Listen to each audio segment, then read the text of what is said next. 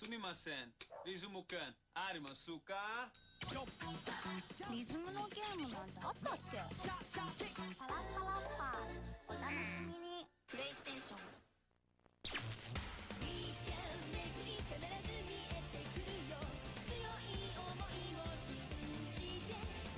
Favorite Blue True Gate now on sale. Avex Tracks.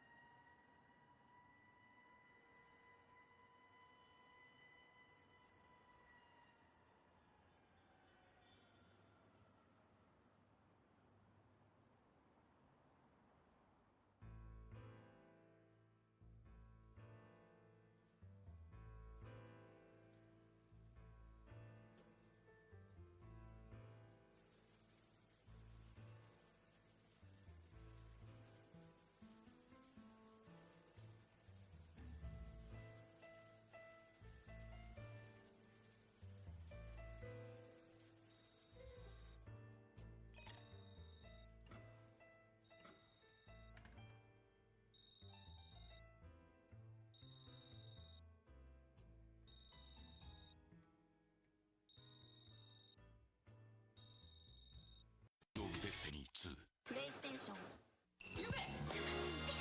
こんな私を好きだとさ。恋の準備体操。森永アロエヨーグルト。アロエは森永でしょ。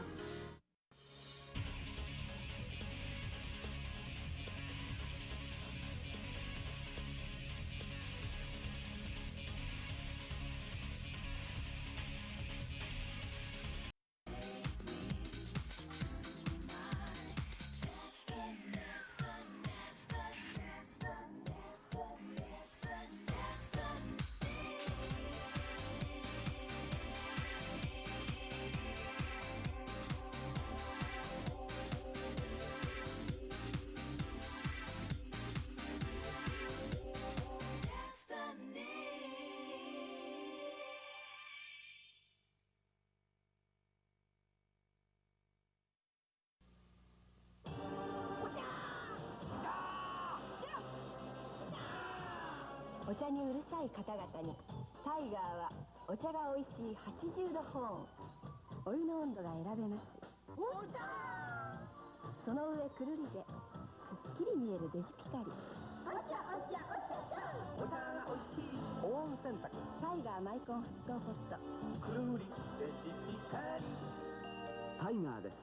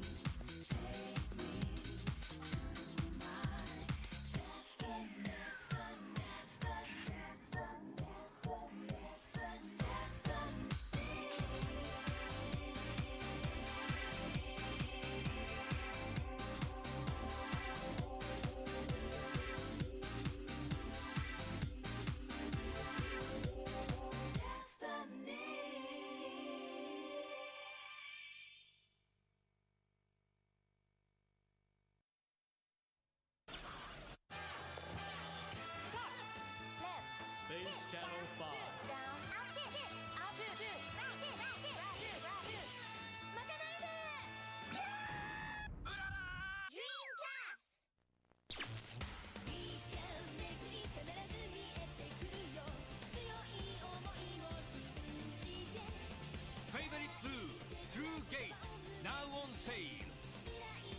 Avex Tracks.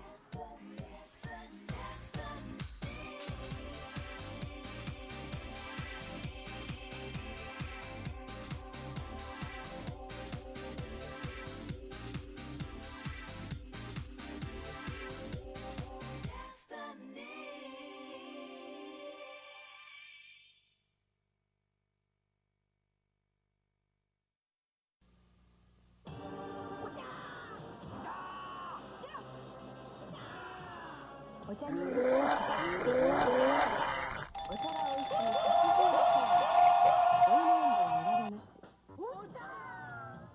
その上くるりですっきり見えるデジピカリお茶が美味しい保温洗濯タイガーマイコン沸騰ポットくるりレシピカリタイガーです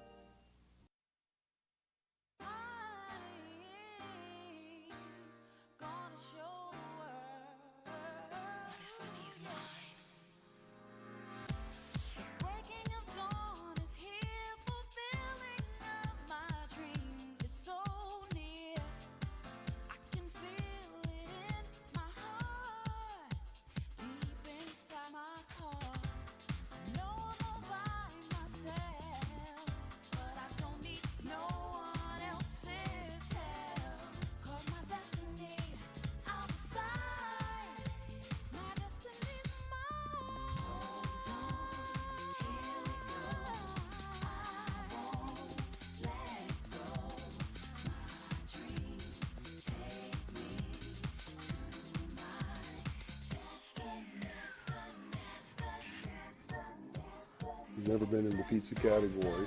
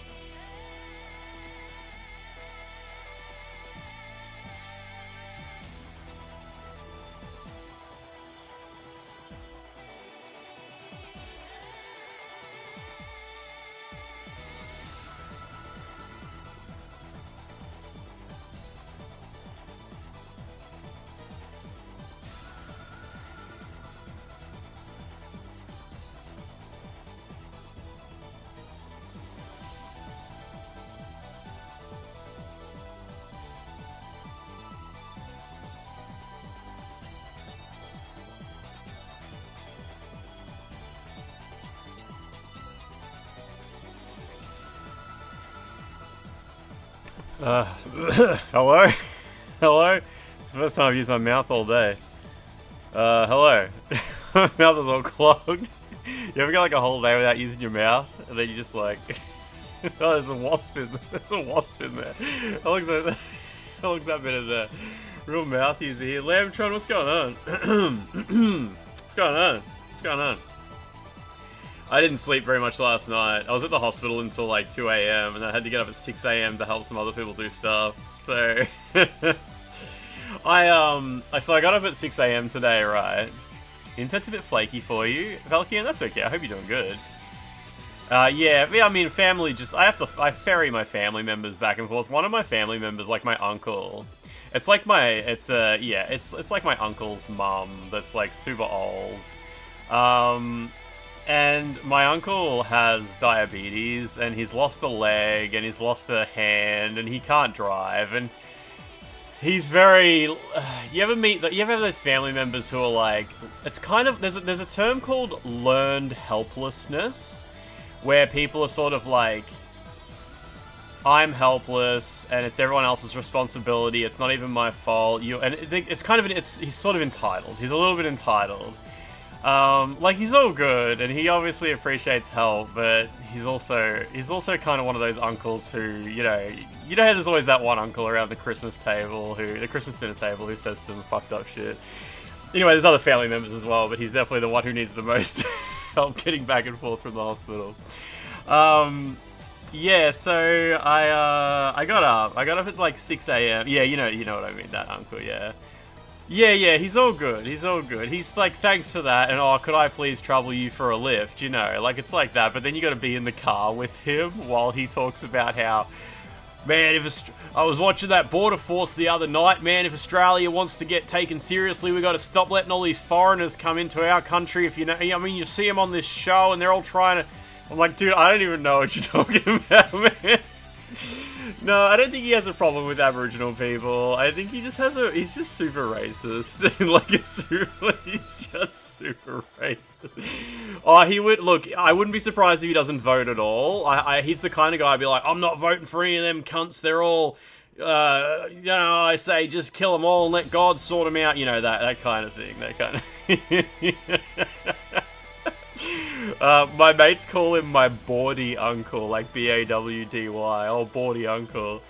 He's just a boisterous old man. He's getting pretty old, I guess. And yeah, like, doesn't look after himself, got diabetes, he was working on the farm, and he lost a finger, not from diabetes, he lost a finger because, like, he was working on the farm, pulling, like, hay behind a tractor. He was, like, riding in the back of a ute, pulling hay or something with a rope, and the rope got wrapped around his finger and ripped the skin a little bit. And he was like, nah, it'll be fine, I'm not going to the doctors, and if anyone asked him about it, he'd get real pissed off. He's like, I don't want to talk about it, anyway, it got so infected, he lost a fucking finger.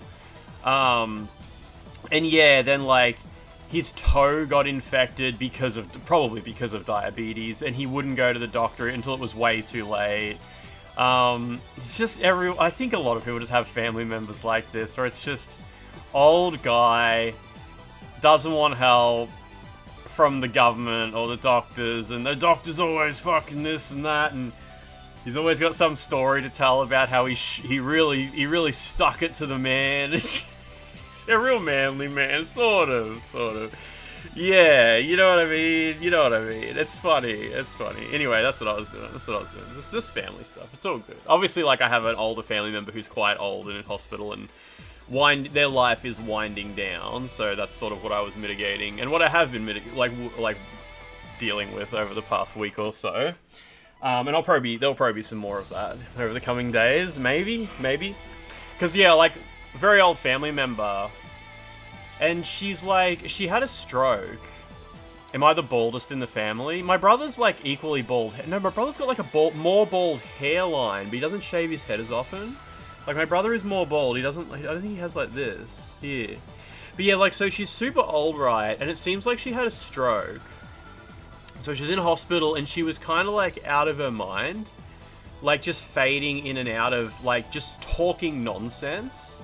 And then, like, sort of come back in, and the doctors were like, she's probably had a stroke. We've done scans and stuff, though, and there's, like, not any damage. There doesn't seem to be any clots or anything, so, you know, no more blood thinners or anything like that needed to prevent anything else from happening. Nah, my brother doesn't stream. Nah, not anymore.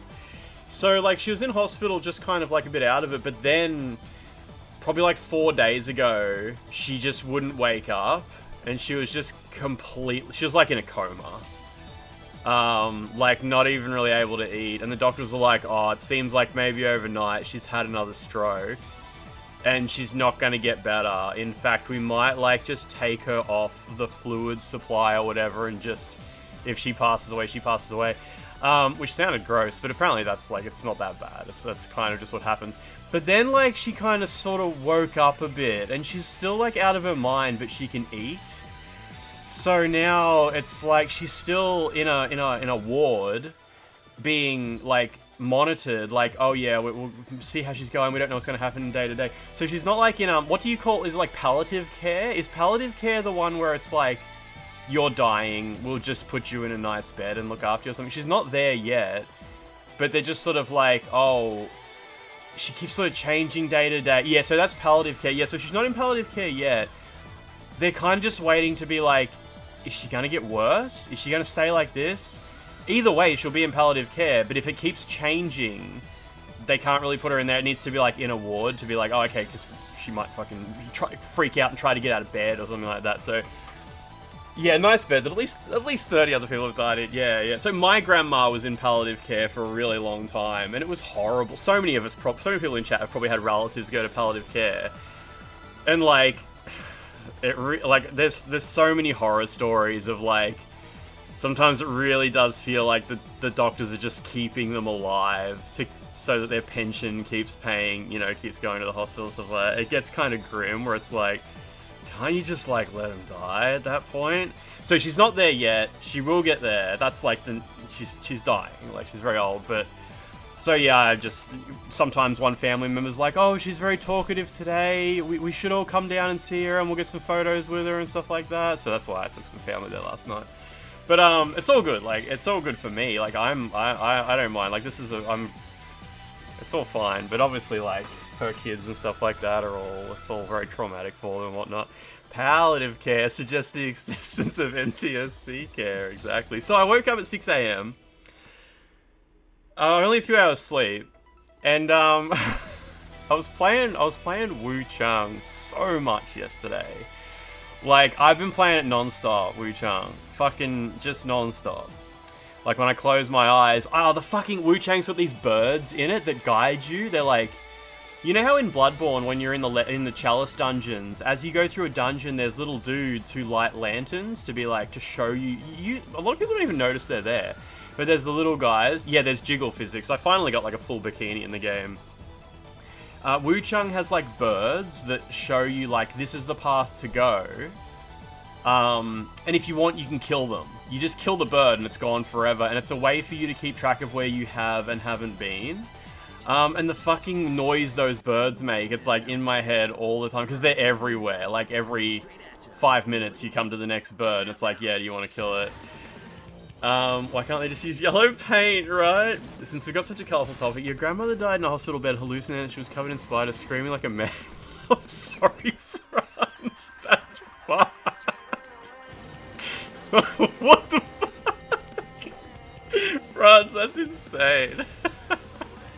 Reminds me of when Martin on The Simpsons dies in Simpsons Halloween, whatever the fuck the Halloween Simpsons are. He dies because fucking groundskeeper Willie kills him in his sleep, and he has like he dies in like the most terrifying, agonized expression. Treehouse of Horror, that's it. Fucking. Yeah, I know, it's just so extreme. It's so extreme. Died while hallucinating you were covered in spiders and screaming to death. It's like the worst it could possibly be. Like it sounds like if someone had to write, like, what's the most horrific way to die, next to being actually covered in spiders and dying of fright. It's like, well, man, I guess hallucinating that happens would be pretty close. Grandpa was doing what he loved right to the end, smoking, drinking, and betting on the horses up to the ripe old age of 90. 90 is so fucking... 90 is so old, hey. Fucking, what's that actor who died recently? The guy from... fucking Reservoir Dogs. Michael... I can't remember his fucking name. Michael Madsen, Matthew Perry. Michael Madsen, he looked about 90 years old, but he was only like 60 or something like that, right? How old was he? Michael Michelson, exactly. Man, his face, he definitely had an aged and weathered appearance. He was like 67, shit. Yeah, he looked like he was 90. He was gnarly by the end. When they got him on stage at the Game Awards for, Rock City, whatever that game was called. At the start of the stream the other day, both the streamers were talking about having their fuck-ups and meltdowns. They're both named after gods of thunder and lightning, expected from Greece and Norse mythologies. Thor and... what's the... hey, Zeus, right, of course, Franz. I had to think for a second there, right. Didn't even know it was sick, exactly, yeah. Yeah, Michael Madsen cops. Went down, yep.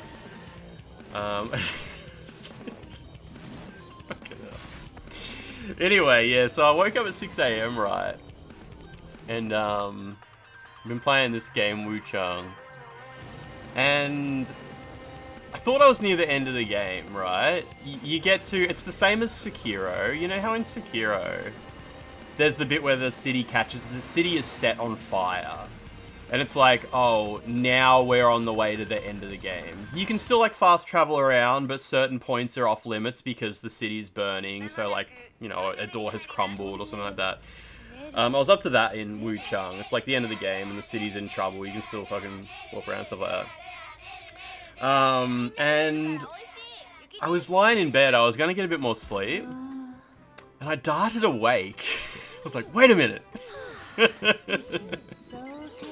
The developers posted a video on Reddit saying, here's some gameplay from Chapter 3, and it was a place I hadn't seen yet. And I saw it ages ago, and I'm like, I don't know what the fuck Chapter 3 is. I haven't seen this place yet. I'm not going to watch this. But I realized, like, the game doesn't have chapters, by the way. People in this, the developers of the game keep talking about chapters. It doesn't actually have, like, chapters. They just have these, like, arbitrary definitions, I guess. Wait a minute. Yeah, exactly. So I jumped out of bed and I got up and I went to Reddit and I watched the video and I'm like, where the fuck is this? Where is this? This is like, I haven't been here in the game, and I'm like scrubbing through the video, like watching him, and he's the player's climbing down a ladder and spins the camera, and I see a bridge in the distance and I'm like, I know that bridge. There's a ladder near that bridge? And I boot up the game, and there's a fucking ladder next to the bridge. There's a whole fucking area I hadn't done yet. It's got like 3 bosses in it. There's an optional guy who's like, I've been with you the whole journey, and you can finally challenge me and shit. Fucking got 3 new This game just fucking keeps going. Keeps going. It's fucking insane. The Toby Fox moment from the Pirate Software screen. Are there loading screens between areas and after major boss fights? No, nothing like that. Nothing like that. Clearly not enough yellow paint. Man, like, you know, man, this fucking game. I was talking to Fightin' Cowboy. Fightin' Cowboy's finished it once. And I go to him, I go, man, that fucking boss, Phase 2, loves healing itself. I'm fighting this fucking boss and it keeps healing itself. And I'm like, do I just fucking keep going? Like, just keep smashing until it finally dies. And he's like, what boss is that? And I go, oh, it's the fucking, you know, this dragon thing. And he goes, oh, I didn't get to fight that. I didn't get to fight that boss because I went and fought the lady instead and it just ended the game. And I'm like, why the fuck did the game end when you killed her? She's just a lady. And it's like, I don't know. I said I don't want to take up the mantle like 3 hours before and the game ended. And I'm like, the game ended? And he's like, yeah, I left the dragon because I thought the dragon would be the last boss. Went and fought the lady. I'm like, I left the dragon, went and fought the lady, and the game just kept going, and then I fought the dragon. And I'm like, so you haven't seen what happens after the dragon? And he's like, no. I'm like, Who is it? there's like a fucking, there's so much. It's great. Like, he's real fucking mad now. I'm like, it's crazy. The game must have so many endings, and like, it's hard to know. It's not like, you know, Sekiro, how you got locked out of Fountainhead Palace because you said the wrong thing, had to fight, and the game ended. This is like some shit that this is like some, yeah, he said he also didn't break the Iron Code the first time he played Sekiro and missed out on Fountainhead Palace. But like, man, thinking about like how much stuff he didn't get to do, and then he sends me a screenshot of his character and she's got like some bikini top on. And I'm like, how did you get that bikini top? I found a bikini top, but it was in the area you didn't even get to go to. And he's like, oh, after I killed that lady, he's like, give me more details. After I killed this lady, the other girl that's in the room was like, oh, I'll open the door for you because you're the only person I can trust. I'm like, who the fuck are you talking about? Is there a lady in that room? And he's like, yeah, the lady who's like, I'm looking for my sister, she's in the mines. I'm like, what the fuck are you talking about? It's so funny. It's so funny. Like, it's good because if there were guides and shit out now, we wouldn't be having these interactions. But it's just like, I don't know what you're talking about, man. Are you guys playing different games? And he's like, oh, I haven't figured out how to kill the blah blah boss. And I'm like, oh yeah, that's like a secret boss. There's the guy who's like, are you ready to go to the path of no return? And I'm like, just walk past him. You just walk past him. Don't pick yes. And if you do pick yes, just walk back to where he was and just walk past him. And he's like, what the fuck? You can just... I warped... He just took me to the end of the game and the game just ended. And I'm like, that was like 10 hours ago for me. She gave him a bikini. I know, it's fucking great. We're talking about Wu Chang, the Souls-like that comes out next week. Yeah, the bit that I got to that he hasn't even been able to play, I'm like, dude, this has like 3 different massive paths to take. It's crazy, it's crazy. It's really good, yeah. I mean, it's just it's the same as, you know, you probably remember the first time you played any Souls game. If you were lucky enough to play a Souls game and you weren't just on the internet with all of the answers in front of you, but you had a mate who was playing it too, and they were like, I never even saw that area. Where did you get, like, especially Bloodborne. I feel like Bloodborne is the first Souls game where I had a couple of friends who were also playing it, and stuff like the Old Abandoned Workshop and yeah, the Nightmare Frontier and things like that. Like, there was bits like, did you find this? Did you find that? Like, it's good, it's good, it's good. But obviously, once the game's out, there'll be guides. All of the endings will be... People will figure it out straight away. Like, oh, you had to give this guy that thing and shit like that. Like, there was this kid and he's like, should I go back to my friends or should I keep searching for my master? And I'm like, yeah, go search for your master. And then I come back and all of his friends are fucking dead. Then I find him and his master's pulling his fucking legs off and trying to sticky tape him on the monsters and shit. Like, what happens if you send him back to his friends? Does he save them? Do you get, like, other shit? Make sure this game never comes out so you can keep riding this hard. Yeah, like finding the Great Hollow in Dark Souls 1. Yeah, so it's really like, even though, look, it's not the gameplay, the combat and stuff like that, it's not incredible. It's not very hard. The game is not very hard at all. Although I'm like way OP because I've been like scouring the game for items, so I'm like level 100 and I've maxed out 2 weapons. It's like Bloodborne, you shouldn't be able to max out 2 weapons before you've even finished the game once, but I've done it because I'm going everywhere. So yeah, but I mean, it just really has that Souls-like exploring the world, and the NPCs are very Souls-like. I was saying in the Discord, I'm like, the NPCs are exactly like, you'll be exploring a dungeon and turn a corner and it's like, there's just a guy that he's just been around. He's like, he's like, oh, you're here too. I'm here searching for my brother. Have you found my chisel? And it's like, I don't know what you're talking about, man. That's something you kind of hate about the way you play Souls-like games. You never miss areas ever and it makes them hard to replay. Am I enjoying it more because you're playing it for everyone else? I think so. I think there's a little high. There's got to be like a little bit of a high to that, surely. But also the fact that I can't look up a guide probably helps a little bit. Probably helps like a little bit of that adventurous side of it as well. There's I think there's 5 weapon types, 5 move sets. There's like long sword, short sword, dual swords, axe, spear, maybe something I've forgotten.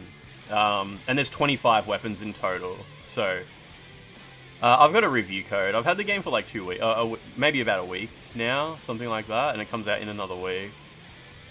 The most annoying thing that bugs me about the game, the loading times when you load a save or when you fast travel are a bit long. It doesn't run very good. It has screen tearing, so but you can turn on VSync. There's an option for it. I haven't turned it on. Is there a claymore? I don't think so. The bikinis get like... there's like... you can get like underboob, side boob, or traditional traditional bikini, but nothing like ridiculous. There's no like string bikinis or anything like that. Oh yeah, the worst problem is the camera. The camera is... There's something wrong with the camera. It's like, I think it might even iterate at 30 FPS, I'm not sure. There's just something that makes rotating the camera very hard to track, like looking at things. Your eyes really struggle to follow stuff. And the camera is 8 directional, so you can't like move it at a smooth angle. It's just like you know, like an 8 directional joystick. Like it can go on a diagonal, a straight, or an up. So yeah, it's you're not doing those like slow law walks with the slow pan and stuff like that. Yeah, it's not. I reckon they'll fix it because it's immediately noticeable. Everyone who plays it will be like, "What the fuck's wrong with the camera?" Yeah. Very, very strange choice. Very strange choice. So, yeah, the fucking, the devs uploading that area showing that there was like a fucking ladder that I hadn't found, that kept me busy for hours today. It's crazy. Camera has a life of its own, like every Souls-like game. It's a prerequisite for it. Yeah, like, there's certain things in the combat that are frustrating, but that's just how the combat is. Like, it does the, you know, heavy weapons. If you do like a heavy slam, it's hard to like track the enemy. You try to like, it's got charged R2s do backstabs, and when the enemy's like running around you and you're trying to do it, your character doesn't spin around fast enough. But I mean, that's just the gameplay. Surely it would take effort to make the camera be 8 directional, right? Like maybe they accidentally are emulating a D-pad on the left stick or something. Like it's probably maybe something with like keyboard and controller cross compatibility. I don't know. It's definitely weird. The Discord, the official Wuchang Discord, the users in there, somebody leaked that the game is only 14 gigabytes on PS5, and being your average gamer in there, they're all like, the game is shit, oh no, it's only 14 gig, it's gonna be so crap. The game's only gonna be 3 hours long, and the graphics are gonna be so bad, and there'll be no music. It's really good. It's really good seeing the delivery. 14 gig and full price? Yeah, exactly. It's actually a discounted game. But yeah, like, it's 50 gig on PC.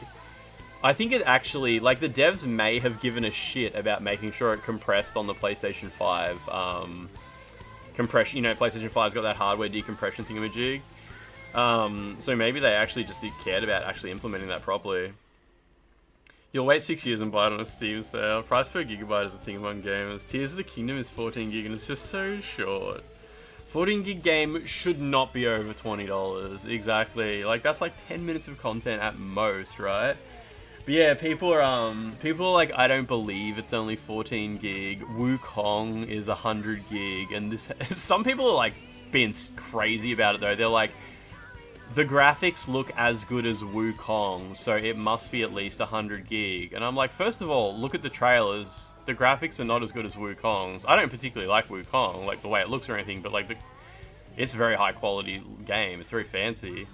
Animal Well should be 0.02 cents. Elden Ring should be 1.5 terabytes. Yeah, exactly. In this house we pay by the gigabyte. But yeah, people have been cracking the shits. They updated the embargo. I'm not allowed to stream it before release anymore. Kind of doesn't matter because stream before release was like midday for me. And I was kind of like, maybe I'll just stream it at my normal stream time. I might be cheeky and stream it like the night before. And be like, technically, it's midnight in New Zealand where I live. And my EB Games opens at midnight, so today's technically the release date, guys. Sorry, that's just how time works. Pretty sure RimWorld is less than 14 gigaboobs, and it's thousands of hours. It's like, it's like Hong Kong release time or something like that was the time they were all going off. But I mean, we might switch over to it on Wednesday next week. Otherwise, we'll just play it on Thursday. Yeah, isn't that exactly how it works? Yeah, but for some reason, Wuchang on the PlayStation Network isn't doing like a midnight release. It's doing midday the next day. It's actually really weird. It's not unlocking like most games do. You see some really shit takes lately about games being on disc and games being too big for discs now. And one guy's like, you guys don't understand. Compression doesn't work that way. You can't compress it on the disc. Oh. Like when it's on a disc, it can't be compressed. It has to be on a server. Only a server can do the compression, because compression doesn't use ones and zeros, it uses a 2. It uses a 2 for compression, and you can't put 2s on the disc. No, it's physical. It's a physical release. I mean, we're just joking about it. It's the shit you see people say on the internet. You know, if discs were analog, they'd probably store a fuckload more data. No, they probably wouldn't. They probably wouldn't, actually. You got Donkey Kong Bonanza at midnight last night and played it for an hour. It's fucking great. Donkey Kong's getting some 10 out of 10s. I watched the Digital Foundry review, and based on what I saw on the Digital Foundry review, the game doesn't look very fun. It seems like the whole game is just about, like, textures and voxels and frame rates. So how is that fun? I don't... I get all of my opinions from Digital Foundry. No, unfortunately, I watched the Digital Foundry review of Donkey Kong, and as is probably the point of a Digital Foundry review, I could not get a read on what the hell that game was about. They didn't even talk about the storyline or the gameplay. All they talked about was graphics. It's crazy. Yeah, John liked it a lot with some shortcomings. After I watched the Digital Foundry review, I saw it got a few 10 out of 10s, and I was like, oh right, of course, that's like, it's probably actually a really good game. It's probably a really good game. I'm just thinking about like the technology side of it, because that's all they talked about. Decompress their brain a little bit. It's all clog and shitters. Yeah, Donkey Kong, good result, Donkey Kong team. Spent the first 20 minutes not even moving from where you first appeared, just destroying everything down to the bedrock. People were comparing it to Mario Odyssey, saying it's better than that. Interesting. Better than Mario Odyssey is pretty crazy. Mario Odyssey, I could see the appeal in Mario Odyssey. From what I saw of Donkey Kong, it didn't look like something I would enjoy very much, but maybe it does have like huge, awesome world to explore. I don't know. Humanity was telling me that there were layoffs today at Virtuous. The creators of Oblivion Remaster and Metal Gear Solid Delta. Turns out that they are not running a very good business. They're not making any money. They're not making any money off these video games. Apparently they've been making the video games for free. They forgot to... They just... What the fuck? Like, you make these games are massive. You make a fucking remake of Metal Gear Solid 3 and Oblivion for the, like, most bajillionaire studios on the planet, and you still have to lay off, like, 300 people? What? How much... Companies like Konami and Microsoft, like... You would hope they would pay these companies just whatever the fuck they want. Oblivion is stuffed and never get truly smooth patch. Oh, what's the current state of Oblivion Remaster? I know Mortismal uploaded a video saying, like, it got a new update. Is it good? Is the Oblivion Remaster, like, coping okay these days? I don't... Hopefully by the time... It's a mess still, is it? Yeah, okay. Hopefully by the time it comes out on PlayStation 5, it will still be a mess, and I don't care. I don't care. There was a 10 gig patch on PS5 that didn't do anything. I think Mortismal Gaming managed to break down, like, a little bit of what it did, but... It's kinda hard to care. It's kinda hard to care, I think. Did the Mafia game end up coming out? Mafia the Old Country? I ended up watching some gameplay footage. Is that supposed to be out yet, or is it still coming at some point? I ended up watching some gameplay footage of it, and it looks fine. I heard some people be like, oh, not looking good. Very, very double A budget. What are they doing? But I watched some footage of it, and yeah, it just looks like a fine adventure game. I don't know. Maybe it's no. What's that game that came out? Or is it Blades of Fire? It's no Blades of Fire. Oh, when I got the review code for Wu Chung, the email, like, they sent me this review code. They're like, here, please enjoy your review code for Wu Chung. Here's the review guide and shit like that, and the embargo details. And then it was like, hey, have you heard of Blades of Fire? We published Blades of Fire not long ago. I was like, did you want to... It's like, would you want that? It's just out of nowhere, just like a non sequitur at the bottom of the email. It's like, you want this other game that we published? There must be nobody buying it. Nobody would have bought that game. Like, I don't think it's even a bad game. I'm sure Blades of Fire is not a bad game. But, like, who would have bought that? Who would have gone to, like, EB Games and been like, yeah, this one.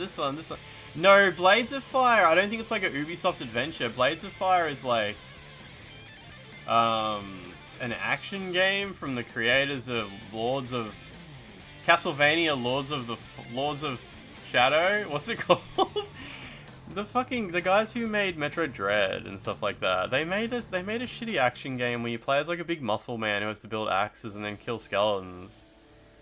Ella really enjoyed it for exactly the 2 hours he was sponsored to play it. Just really enjoyed it for exactly the 2 hours he was sponsored to play it. Actually, I was watching Lobos stream it, and he enjoyed it for exactly the 2 hours he was sponsored to play it. Mercury Steam, yeah, exactly. Like, why? I've said this whole thing before, but like, why, if you're gonna make a game about a guy who kills stuff and has to like make weapons to kill stuff, why would you make it like a big generic muscle man? The weapons are all axes and the enemies are all skeletons. It's just, is that like is that really big appeal to some people?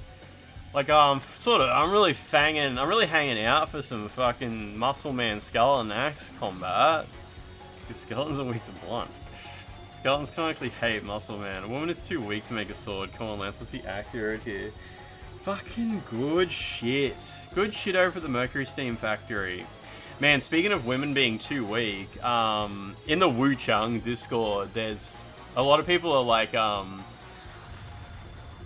game journalists are going to be so mad when Wu Chang comes out and they find out about all the sexy outfits in it. It's going to be Wukong all over again. Remember how the journalists made up stories about Wukong being misogynist developers just because Wukong was so based to refuse Sweet Baby Incorporated consulting? Based Wukong, cringe games journalists. Everybody prepare for the Wu Chang backlash. It's fucked, man. It's fucked in there. Some of these people are like moderators. The Discord one of the moderators in the Discord, their name is like their name's like Kevin or something like that. Kevin is married to Wukong. And someone in the Discord was like, remember when journalists got mad at Wukong just because they refused to use Sweet Baby Incorporated? And I said, well, the devs of Wukong did say that women don't have the right biology to play hard games. So I think like a lot of the backlash was just fine. And someone replied to that and said like, yeah, women suck at games. And I'm like, okay. Anyway, one of the moderators came in and said, actually, that was a mistranslation. It was proven to be a mistranslation. And let's stop talking about this now. And I said, you don't get to say, this is a moderator I was talking to, I'm like, you don't get to say, let's stop talking about this after, you know, acting like I'm delivering misinformation when I'm not. You're actually 100% wrong. The devs did say that. And they're like, no, they never did. It was proven to be a mistranslation, so now we can stop talking about. You don't get to, you don't get to say, so now we can stop talking about after you've like, fucking terrible. Anyway, the whole Discord is just full of these ramblers. It's any fucking video game space. Yeah, you can't win with this shit. I think it was enough to just be like, just because you're a fucking moderator doesn't mean you get to act like a fucking clown. Like, you're gonna have to ban me. You can just ban me if you really don't like it. Standard fucking discussions with idiots. You prove them wrong and they go, alright, time to change the subject. Yeah, to be fair, at first, one of the Discord moderators was like, let's change the subject. Let's not talk about this in here, because it was like the official Wu... It wasn't even general chat. And they said that, and I wrote, hey, the Wu Chang Day 1 patch just dropped. It's only 800 meg. Good news, I guess there's not like a shitload of problems. Like, I'm just saying some empty words or something to change the subject. But then one of the fucking cucks comes back in and starts yelling about journalists and shit like that. Humans don't have the right biology. My flesh repulses me. Yeah, it sounds like a fucking Cronenberg movie concept. Women not having the correct biology to enjoy video games, so they need to get all fucking mangled up and transformed into some kind of video game playing beast. It's not bold, it's a translation mistake. Let's not talk about it any longer. Marceline, how you doing? Wukong versus Wu Chang, exactly. Everyone I've talked to, one of the things that a lot of people I've talked to about Wu Chang who've played it so far, they're all like, man, it's a lot better than Wukong. Like, I haven't played Wukong. So. Oh yeah, and there's also Wo Long. Yeah. Put a woman and a video game in the same teleporter. A woman and like a controller, like a joystick or something like that. That would be a plot. Translation. I see you've been infected by work. Oh man. Also, I was looking at the news today. Fucking, are we supposed to still believe that Ken Levine's game is coming out? Ken Levine was in the news, and he was saying how Judas. So this is from the guy who made BioShock. His next game. He was like, oh yeah, good. Just to let you know, Judas is a traditional single-player game. No microtransactions or server stuff. Like, dude, that game's never what are you talking about? That is not coming out. Does he not know this? Apparently it's still coming. I don't know. I lose track of it because I was under the impression it was supposed to release like a year ago. And then people were like, no, Lance, that game's like vaporware. It's never coming out. And now he's like talking about like, hey, yeah, nah, it's a traditional single player game and shit. I don't know where the fuck he's supposed to be with this thing. Put a joystick in front of a woman, she sits on it. That doesn't sound very Cronenberg. It sounds like a different movie. A different type of movie.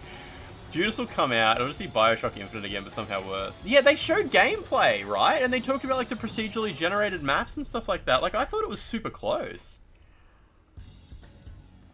He's literally a vanity acquisition by 2K.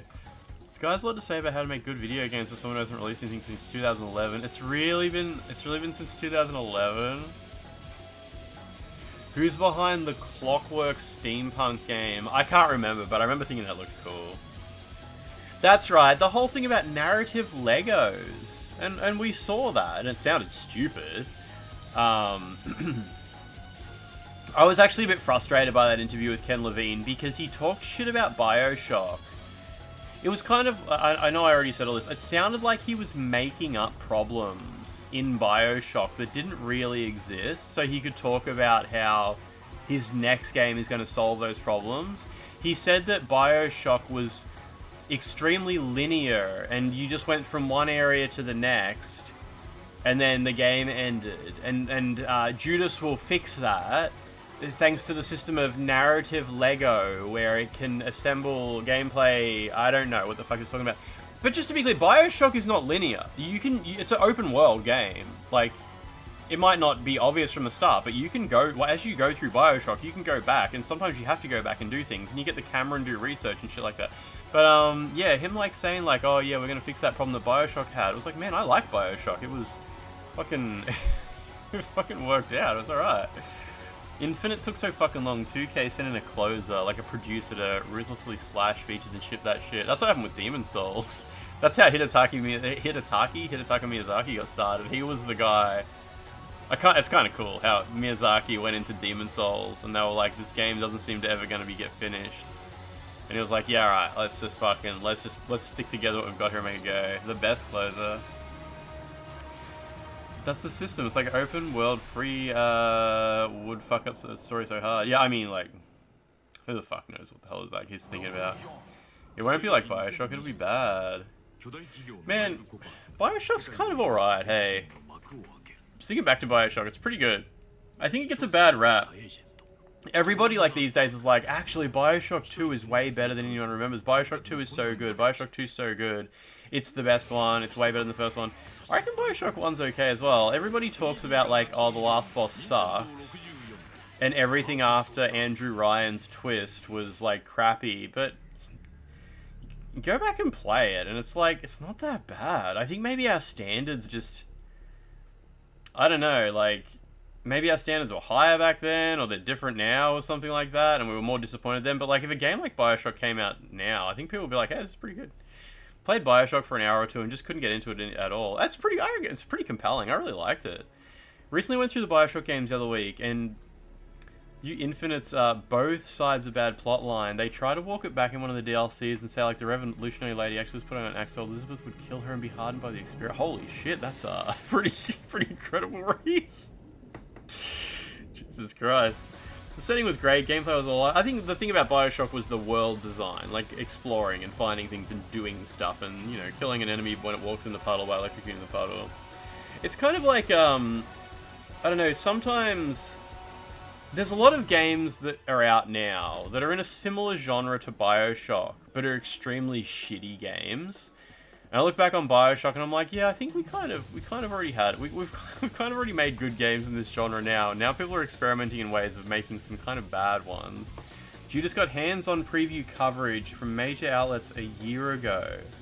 Maybe that's what I'm thinking of. Maybe that was when, like, I thought the game was pretty close to coming out. I remember, I played, did any of you play Amnesia, A Machine for Pigs? I played that when it came out and I hated it. I was like, this is dumb. This is really shitty. It's a shit horror game. It's a shit example of the genre. I don't like it. I had problems with the story, problems with the scares, problems with the monsters, problems with the gameplay. I didn't like it. And that was, what, fucking 10 years ago maybe. Something like that. And in the 10 years since Machine for Pigs, we've had PT, and we had Resident Evil 7, and now we have buckets of itch.io first-person horror games, which are quite shit. PT and Resident Evil 7 are fantastic, but they sort of inspired an entire generation of kind of shit horror games. Some decent ones would be like Outlast. Outlast isn't a bad game, even if you don't personally like it. At least it's like there's a whole game there. It's fine. But there are so many shitty games in what is effectively the same genre as Amnesia and Machine for Pigs. And about a year ago, my friend Dan Sirachi was like, I'm going to play through Amnesia and Machine for Pigs. And I was like, this game sucks.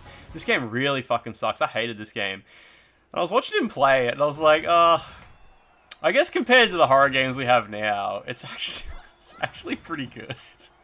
Like, Dan plays heaps of modern horror games, and he was playing Machine for Pigs, and he was like, I don't know what Lance is talking about. This is just good. This is just good. And I was like, yeah, I think you're right. I think, like, the last 10 years of crappy games has made the games that came before it actually kind of shine a little bit brightly. I don't know, it's weird. It was a weird experience. And I for some reason, I kind of feel the same about BioShock. I feel like I spent a long time thinking it was crappier than it actually is. And it might be because of just other games I've played since it came out. The first Amnesia is called Amnesia: The Dark Descent. Machine for Pigs was made by a different developer. Machine for Pigs, they took the Amnesia engine, or the HPL engine, and gave it to the Chinese Room, which were the developers of... Did the Chinese Room make Dear Esther? Or Everybody's Gone to the... It's Dear Esther, yeah, okay, yeah. And, you watch the shit Ella plays, and yeah, Machine for Pigs is like Game of the Year material. Yeah. Exactly. Oh, they made both. Everybody's Gone to the Rapture. Okay, I didn't realize that. I haven't played either of those games. Yeah, Machine for Pigs was like...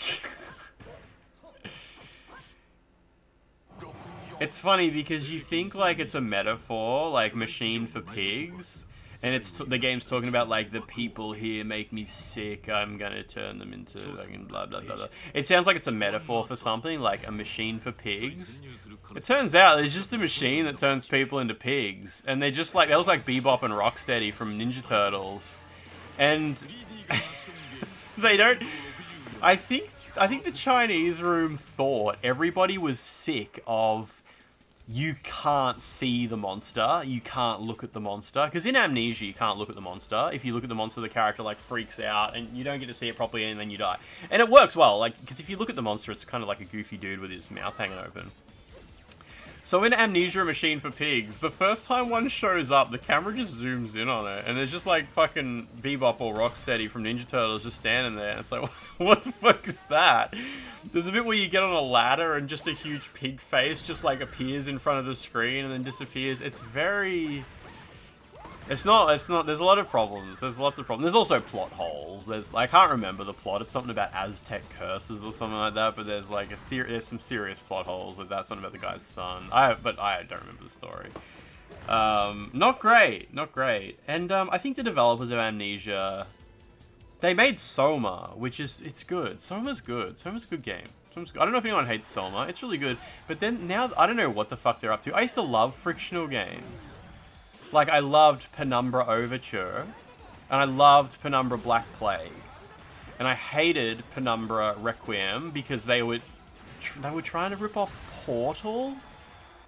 Like, it's so embarrassing playing Penumbra Requiem because you can tell they played Portal and we're just like, oh, we should put a funny voice that tells you a bunch of stuff to do while you do puzzles too. Like GLaDOS. And in fucking Penumbra Requiem, instead of being like a horror game where you're in a bunker full of aliens and shit, you're just solving puzzles with no enemies while a goofy voice talks to you the whole time. And it's terrible. It's absolutely terrible. And yeah, then they made Amnesia, and Amnesia's great. Amnesia obviously changed the entire industry. It was jaw-dropping when it came out. It changed the horror genre, and it's great. We owe a lot to Amnesia. And they made Soma, which is good. But I don't know what the fuck they did after that. Didn't they make one called Amnesia Rebirth? And was there something else as well? Other than Amnesia Rebirth and Amnesia the Bunker, Is there anything else? Maybe that's everything. Yeah, the bunker, even I had a bad time with the bunker because I tried to play it on console and it's just sucked. The controls just sucked. It's great. I watched people play that game on PC and it fucking rules. That game's awesome. But yeah, I played Soma. The worst thing about Soma is it has no platinum trophy. It pissed me off so much. I hated those days when like random games just wouldn't have platinum trophies. Amnesia launched PewDiePie to stardom, so it caused the bridge incident. It caused the YouTube adpocalypse. That's so funny. Like, the YouTube adpocalypse directly related to Amnesia: The Dark Descent. Some games still don't have platinum trophies. That's so bad.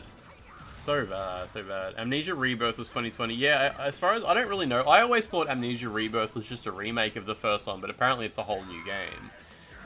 And there's just some story. I guess there's a story about Rebirth in it or something like that. I really don't know. But yeah, man, fucking adpocalypse. I wish I was a YouTuber back before the adpocalypse. Everybody was just making millions of dollars. Like, you talk to some YouTubers who've been doing YouTube since before the adpocalypse, and it's like, they're like, yeah, it used to be good.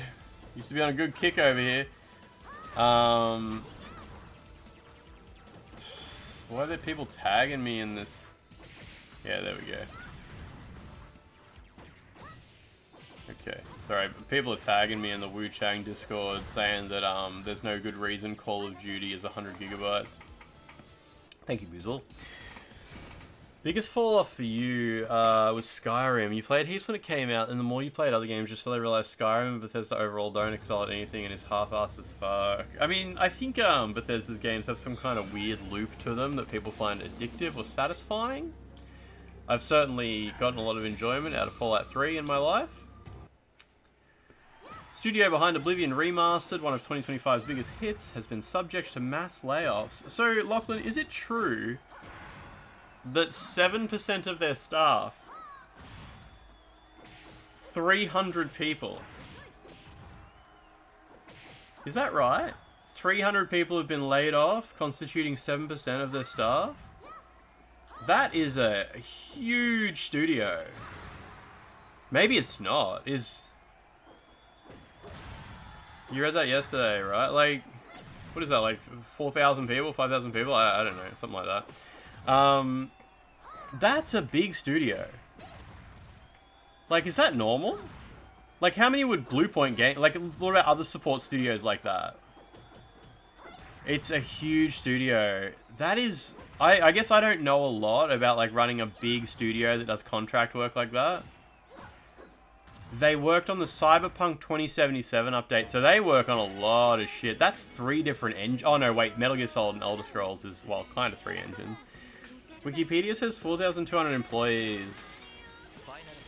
Well, good, they'll just replace them with AI. Oh man, I went to Coles yesterday, speaking of AI. I went to Coles yesterday, and the self-service checkouts, have you guys, where you guys live, you have self-service checkouts, right? Walk up, beep, put the item on the scale, it measures the scale, it'll say like unexpected item or whatever, but you know, you beep your item and put it on.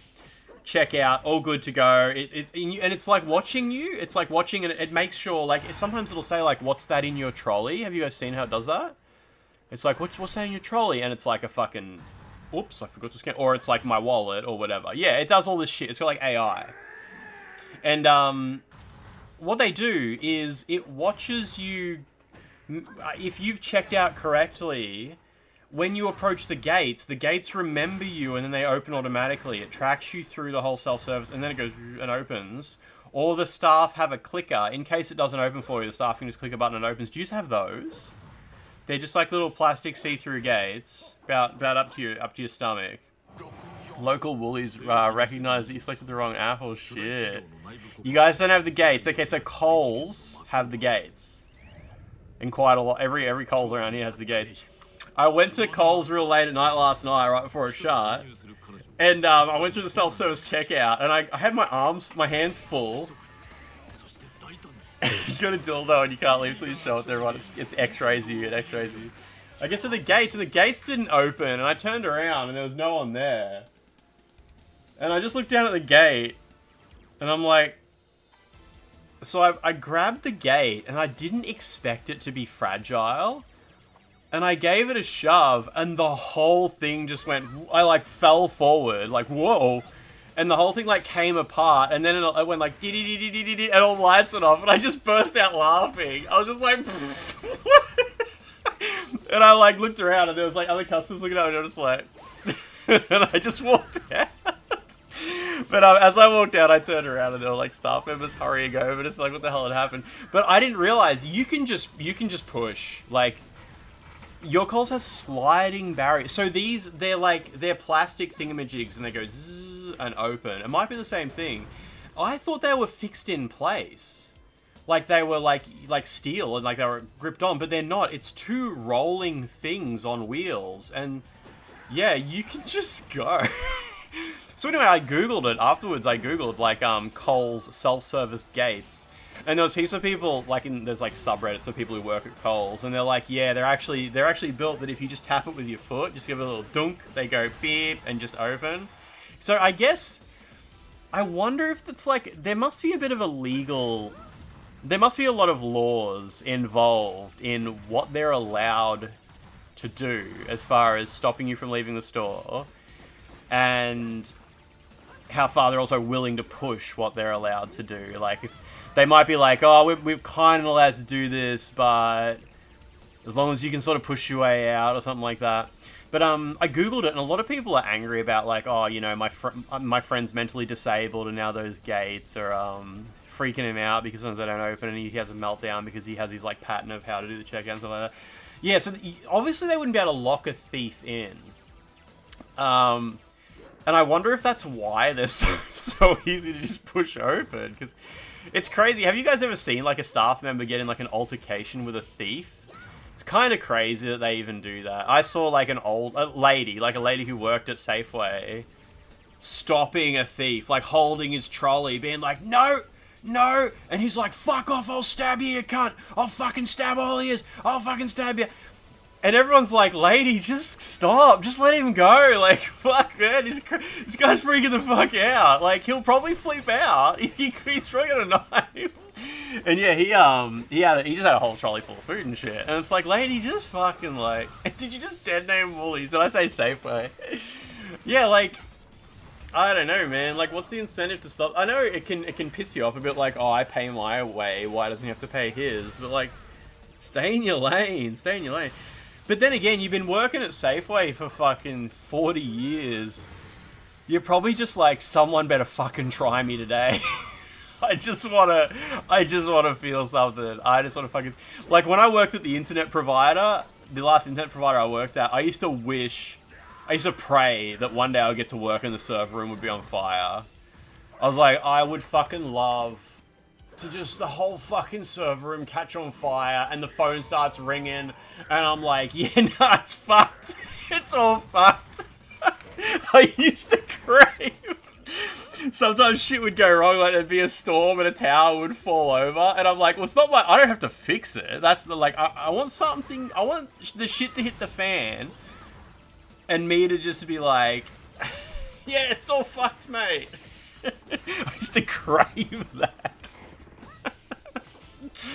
Oh man, just every day, like, especially I was working at Telstra and shit like that, and because like even when shit goes wrong and it impacts you negatively, sometimes it's just a little spice. It's like, I just want a bit of spice today.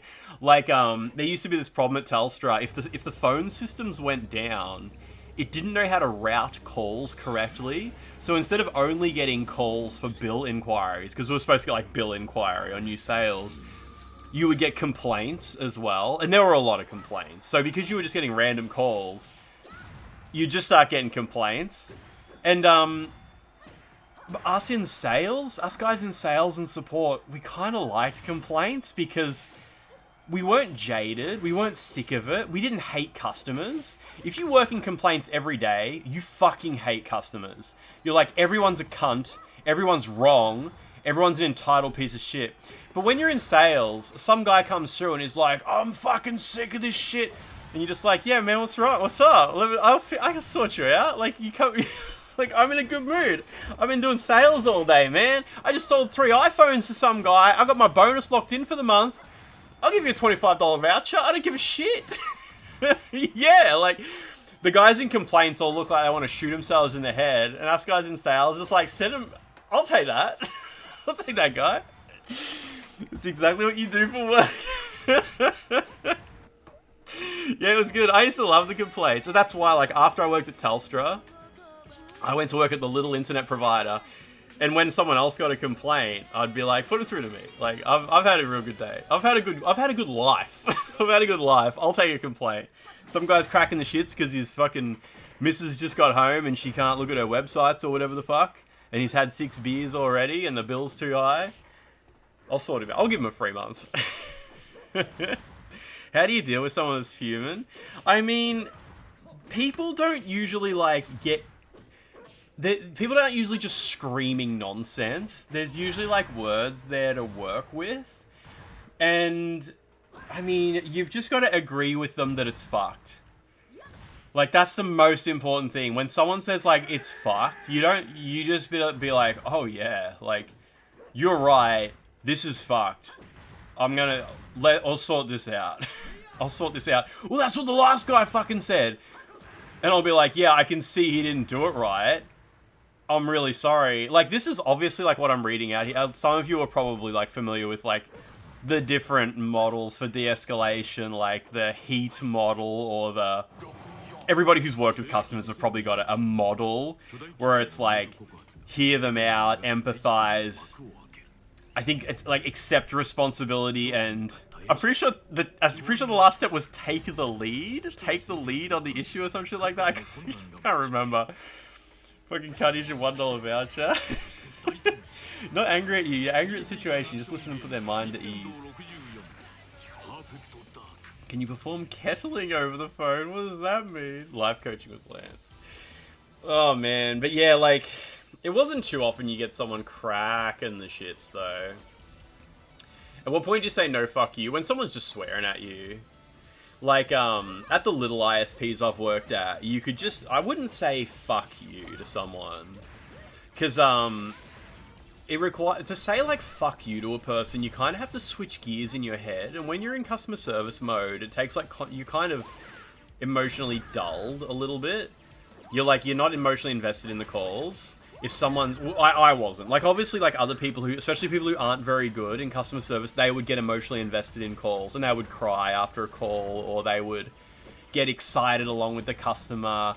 Or get worried because there's a problem they can't fix. And those people usually didn't last, like, more than a year or two. But, like, the people who would just, like... They could put on a mask or whatever and just be completely dulled. And then after the call, just be like, whew, alright, next call. And yeah, so like to get angry and be like, no, fuck you, it's sort of, it would require me to invest a bit more of myself in the call, and it didn't happen.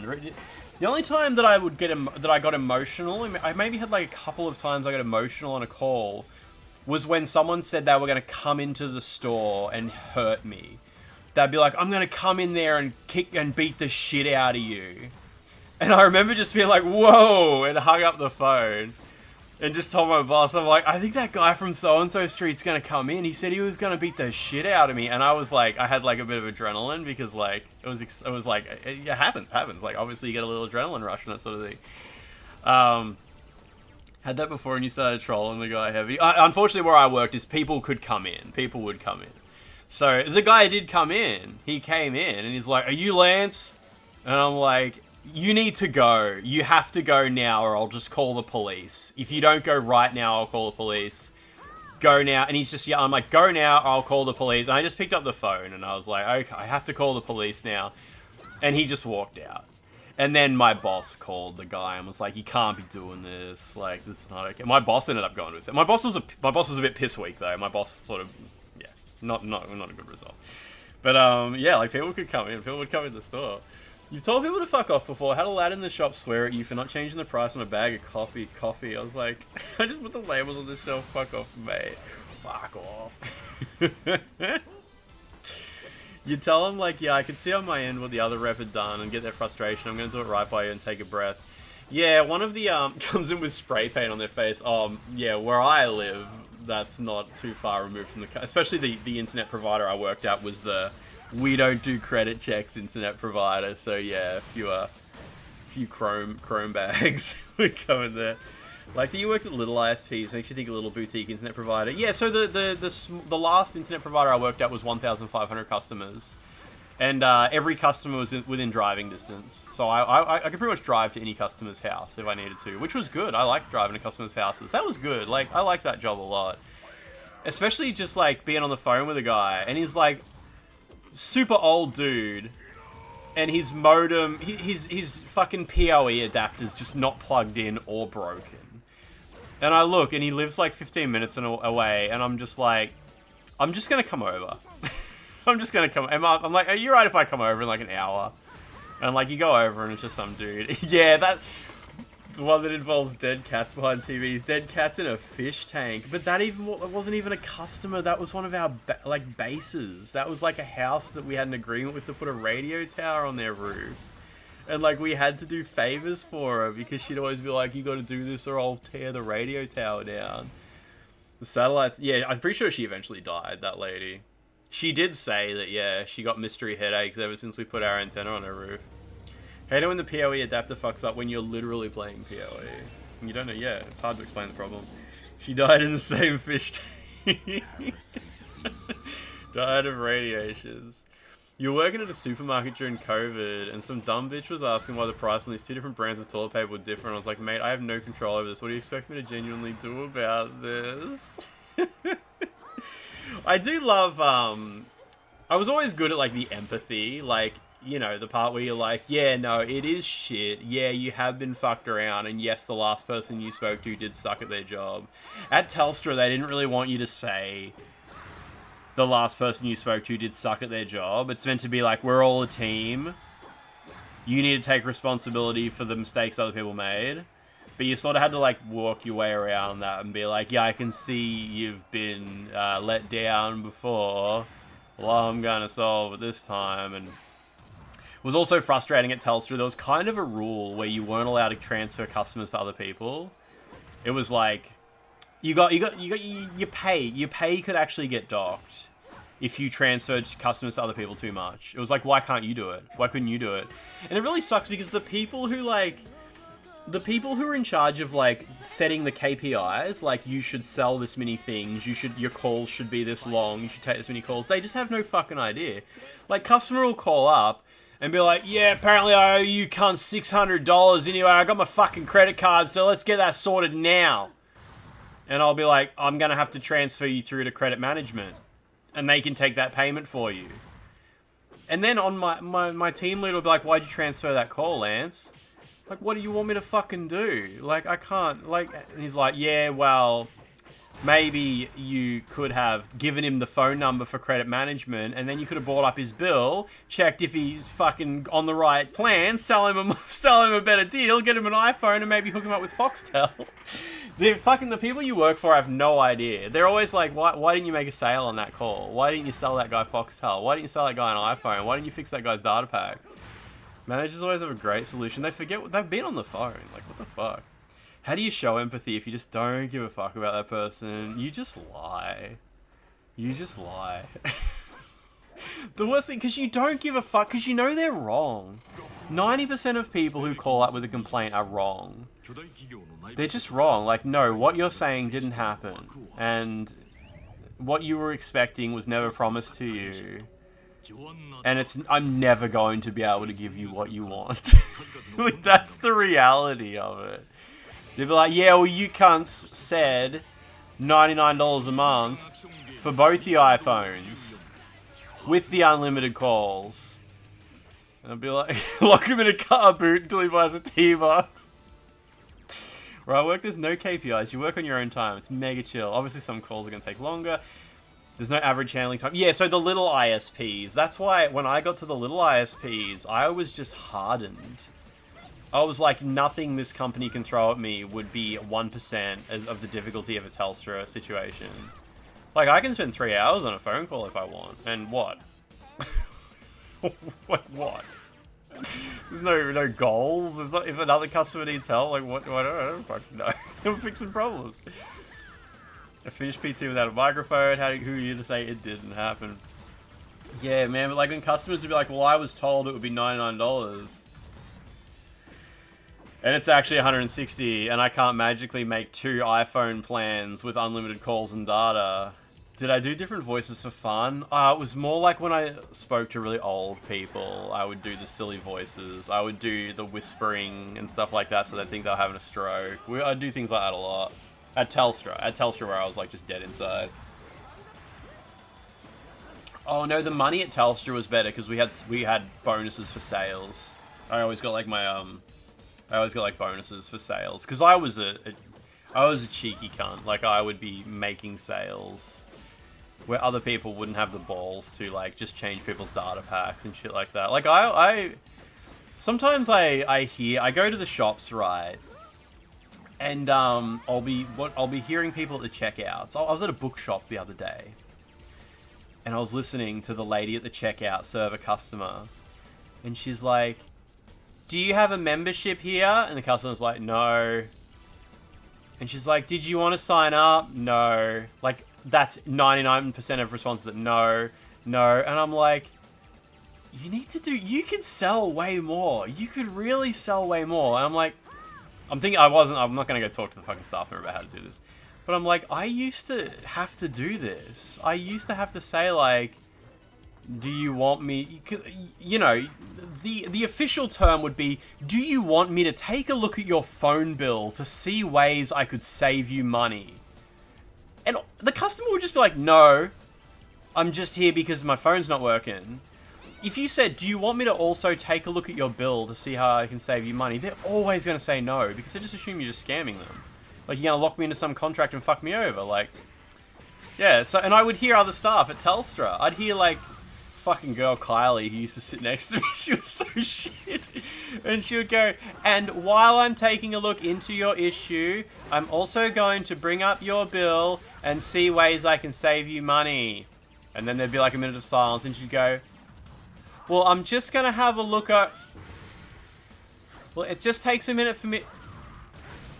"Okay," and then she doesn't look at the bill. I'm like, that is so shit. You can't just say that to the customer. You can't do that. I know that's what the team leader told. I know that's what you're told in training to say.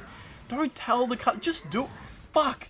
So, like, obviously when I got a customer, and the customer would be like, "Yeah, I'm just calling because when I make long distance calls, it doesn't work." The customer had a technical issue. I'd bring up their bill and look at it without telling them. And I'd have a quick look at what type of phone calls they make on their landline. And see, like, they make about $100 worth of long distance calls every month. And I would just say to the customer, I'd be like, "Hey, do you have like friends or relatives who live really far away or something like that? Because you make heaps of long distance calls." And this is like in the middle of them talking about like some technical issue. And they'd be like, "Oh yeah, no, that's my cousin. That's my cousin." I'd be like, is he on holiday or something?" He'd be like, "No, he lives in Queensland." I'm like, "Oh, so are you gonna keep calling that guy?" And they'd be, yeah, I call him like every weekend for like an hour. I'd be like, "Oh, can I just change onto a plan so that those are free?" And they'd be like, "Yeah, what does that mean?" I'll be like, "Well, instead of paying $180 a month, you'll pay $70 a month. I'm just gonna change the plan you're on." And they'd be like, "Yeah, that's really good." And like that's about as complicated as it would ever get. Yeah, you would see when people call like phone sex and stuff like that, for sure, yeah. And you would say like, do you have like premium services or something like that all the time? Because you know I can just make those free if you want, like. And sometimes like, if I didn't have like a good pitch, I would just say, "Have you been a customer for ages?" Like I would say it like that, like I was kind of disgusted. Like I'd just look at their bill and be like, "Have you been with us for ages?" And they'd be like, "Yeah, mate, I've been with Telstra since the I've been with Telstra since the telecom days." And I'd be like, "Yeah, I can tell because you're on like a really old plan." And they're not. They're not an old plan. I'd be like, "Yeah, you're paying for like everything. You get charged for everything. You get charged for like every single call you make." And they'd be like, "Yeah, is it like, do I need to update?" And I'm like, "Yeah, I might just change you to a different plan. I'll just change your landline so that the calls you actually make, like, you don't get paid, you don't get charged per call. You just, like, pay, like, one thing." And they'd be like, "Yeah. Yeah, that's good. How much will that cost?" And I'll be like, "Well, your bill right now, which is $120, it'll be about $60 a month." They're like, "Yep, That's good. Like, that's exactly... And so even today, like, I hear sales pitches, and it reminds me of Kylie, who used to sit next to me at Telstra, and she would just say what she was told to say in training, and, like, you can't do that. And sometimes my team leader would hear me, and he would be like, oh, you probably should have read out the terms and conditions if you were changing that guy's plan. Technically, it was a plan change, even though there was no new contract. I'd be like, can you fuck off? Like, whose fucking boot are you licking? We're all on the same fucking team here, mate. Mate, you getting charged for telegrams out there. Talking of Telstra being scummy, your mother's work requires you to have an eSIM or some shit for her work calls, reroute to a personal phone. She upgraded to another provider and it completely bricked the setup. Yeah, unsurprising. Turns out Telstra is the only provider these eSIMs work for, and she was forced to move back over, and it's still fucking broken. She's having panic attacks about all day and spent hours on the phone. Oh no, Franz, that is going to be such a pain in the ass to fix. Like, I don't know the first thing about like eSIMs or anything like that, but if anything unusual is set up and it's set up through Telstra, it's like getting that fixed would be a nightmare. Before 3G was a thing, a family member had some fucked pay-as-you-go deal that was like £1 for unlimited calls and texts. Some grandfather didn't shit, they were constantly trying to get the change off to an expensive contract. But like, I used to do the, I used to do actual things that I wasn't allowed to do a lot. Like, what I just described to you, where I'm like, you want an old plan, like, that's great, that's great. I made it very clear to the customer they were being changed to a new plan, made it very clear to the customer what their next bill will look like.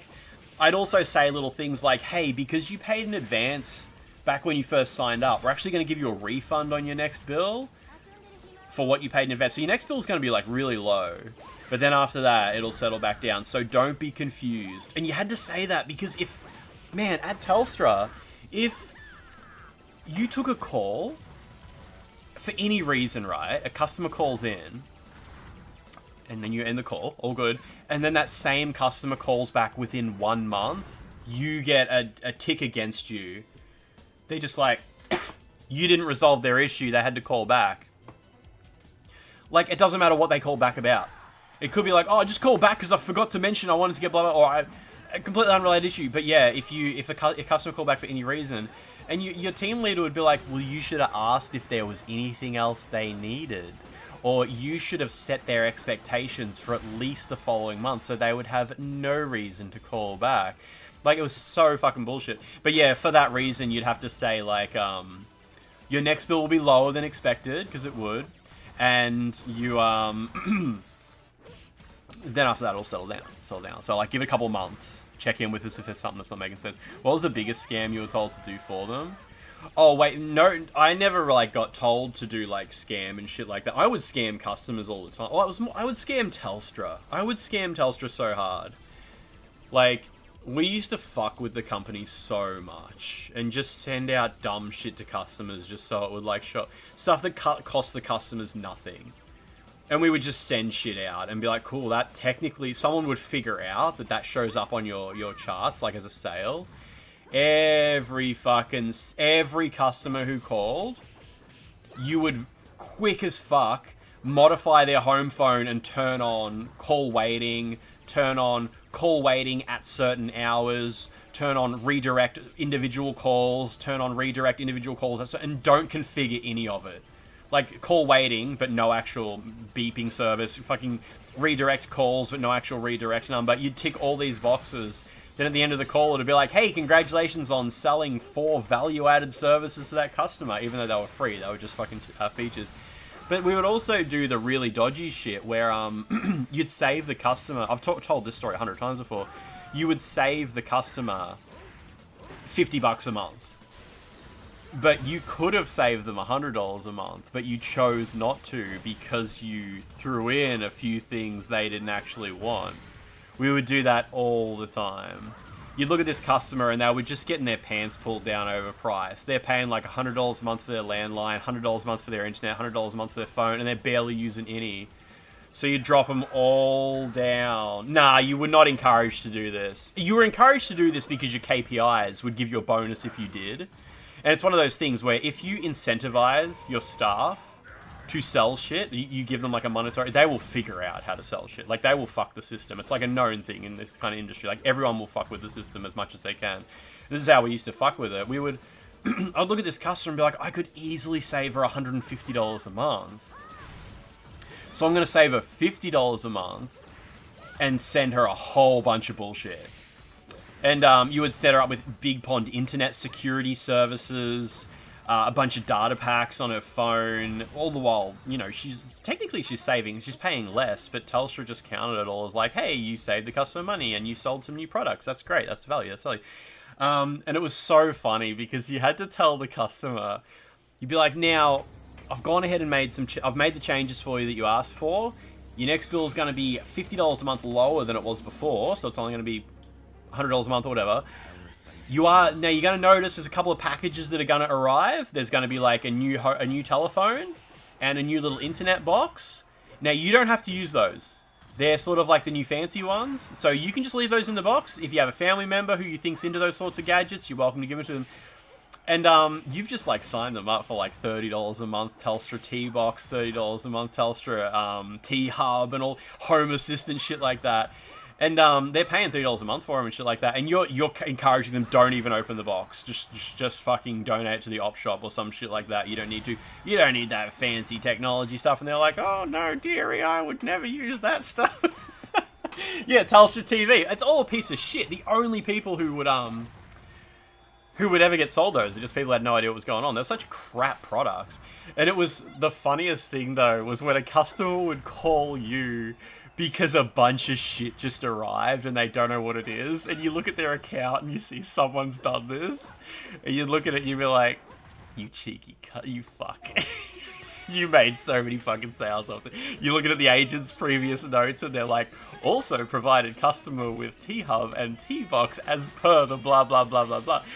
And you'd say to the customer like, yeah, no, it's fine, it's fine. The consultant you spoke to has sorted you out and got your account all, but like you wouldn't throw the consultant under the bus. You wouldn't be like, oh no, they've actually they're ripping you off. You could have saved more money. You'd just be like, yeah, no, it's all good. You don't have to do anything with those things.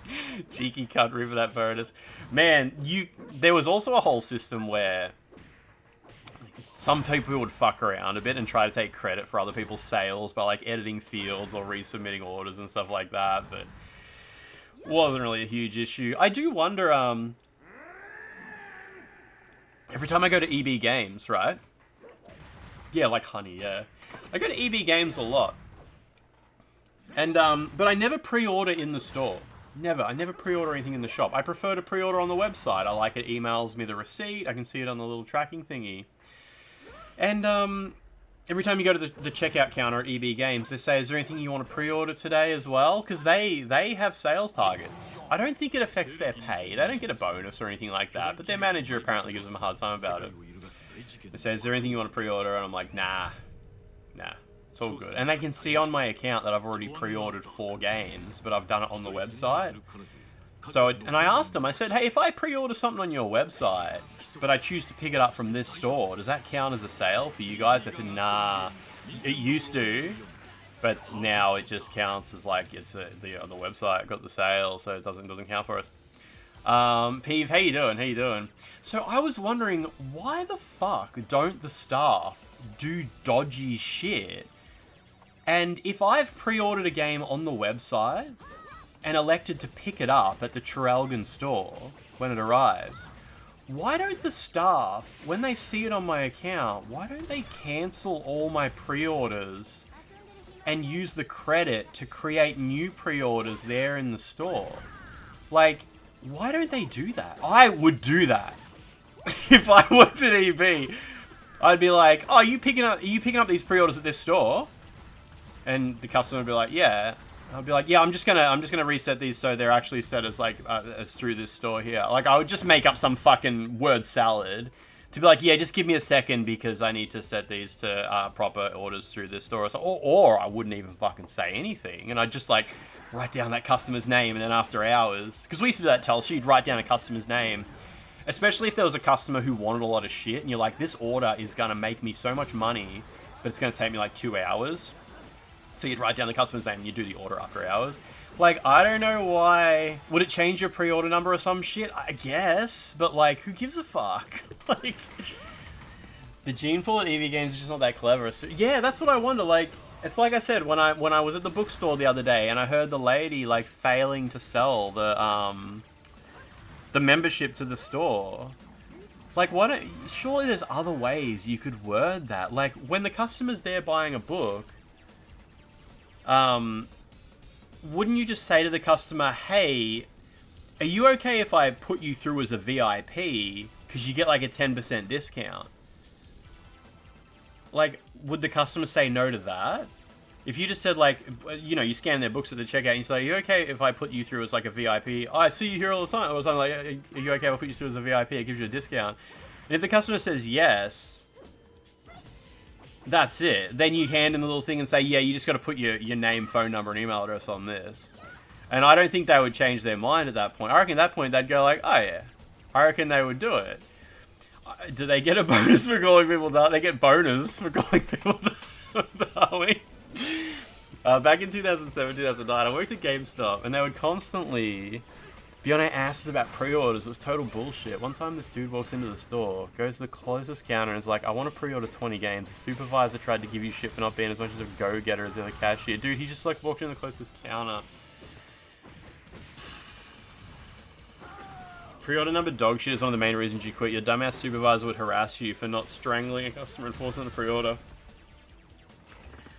It's dumb because, like, your manager there in the store with you, like, it sucks when they're not on your team. Like, I get that he's got someone barking down his neck, but, like, have some fucking empathy. Don't bark down my neck. Talk to me. Be like, man, like, I get it. Just because someone's a fuckhead to you doesn't mean, like, you being... Don't pass it down the chain. Let's be buddies about this. Let's, like, yeah, this sucks. This fucking sucks. You need to get pre-orders at this store, so you want me to get pre-orders as a staff member. But, like, we're on the same fucking team here. You're here in the store. You see what the customers are like. Yeah, break the fucking cycle. Don't be a fucking bootlicker who's like, well, my boss is mad at me, so you're damn right I'm going to take it out on you. That is just not how it fucking works. You'd tell everyone, want to get this magazine subscription, you'll save $10 on used games, which would save this much. No? Alright, it's all cool. Yeah, at EB Games, so currently at EB Games, there's a few sales pitches you get. A lot of people at EB Games will be like, do you want to get $2 scratch protection? Man, like, do you want to get scratch protection? Do you want to protect your disc against scratches for an extra $2? I mean, give me 15 minutes and I could workshop that into something that would actually sell. That's like $2. Like, fucking hell. Like, don't save for an extra $2. Like, just fucking... Oh, man. Extended warranty bullshit. Like, it's such a crap product. It's like scratch protection. Mate, if you can scratch a Blu-ray disc, you're fucking doing alright, man. Because aren't those things made of, like, something that they found in a UFO or some shit like that? Blu-ray discs are so fucking hard to scratch. But EB Games, they also... One pitch that I think is okay at EB Games, when you go in there and they'll be like, oh, and because you've spent over $30, you can actually get one of these scarves or cups for only $15. And they always say it with such a rote, like, I've said this 300 times today and I'm just repeating it. It's not actually a bad deal. Like, I got some really nice tote bags for $1 or something like that under that. It's actually a good deal, but the guys suck so bad at selling it that your eyes glaze over and you go, no thank you.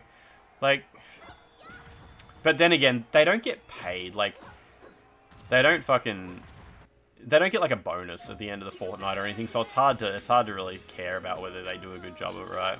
I scratched my Bloodborne disc, never bought physical media since. Did you really? You get shit for that, like, want to pre-order anything, these games are coming out. You gotta get to know the customer. You gotta get to know the customer. There's no sales training. That's the thing. Even at, like, Telstra, where it was sales first, they didn't teach us how to sell shit. Like, I was the second best salesperson at Telstra, and that was not because of skills they taught me. It was because of a lifetime of social engineering and scamming people that I was able to walk into that job.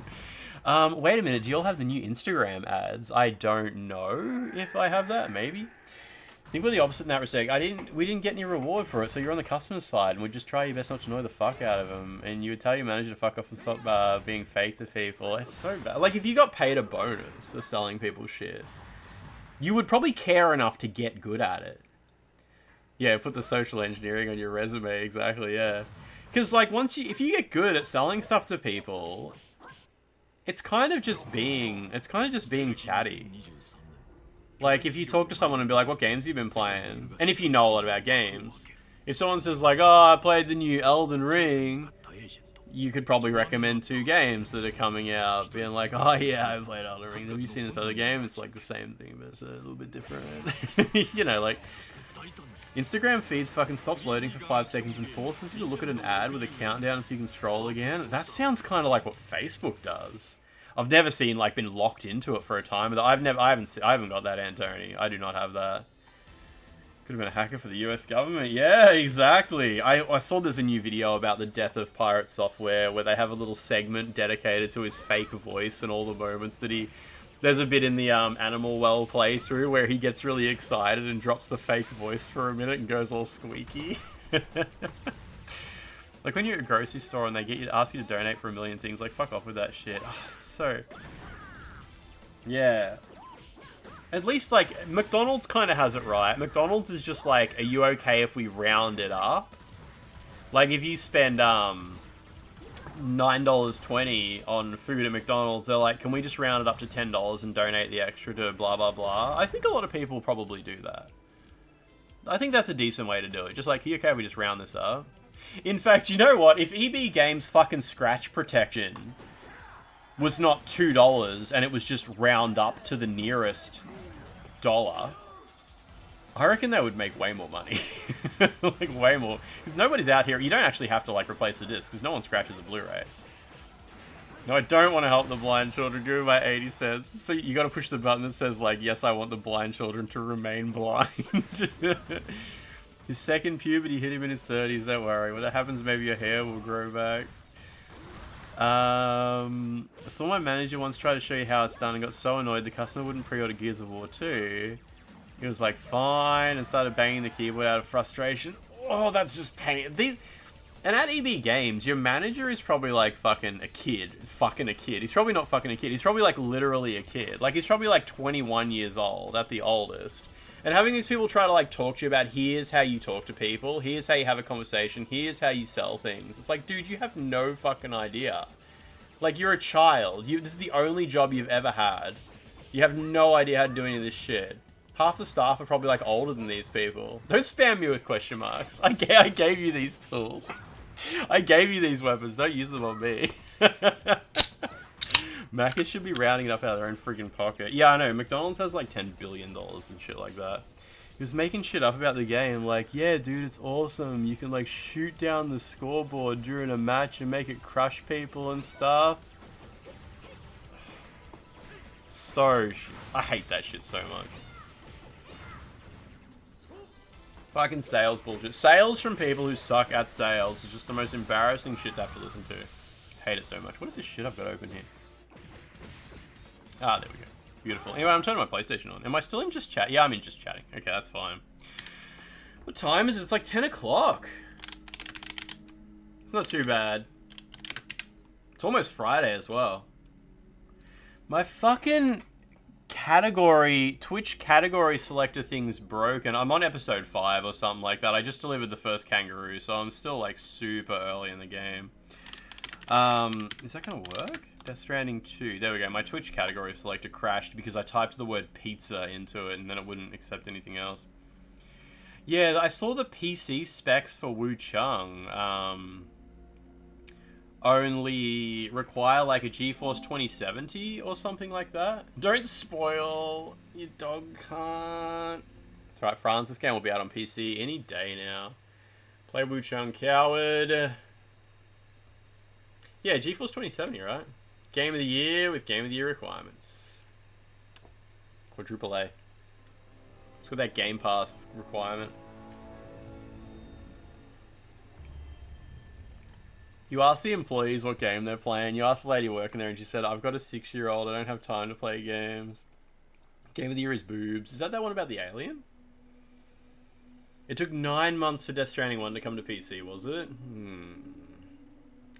Yeah, I saw you saying a game called Boobs, but yeah, the one on the Twitch selector was some other thing, wasn't it? If you want to review recent events, you should check the corpus. Why not open your Ring terminal and take a quick look? Open your Ring terminal? Doesn't sound healthy.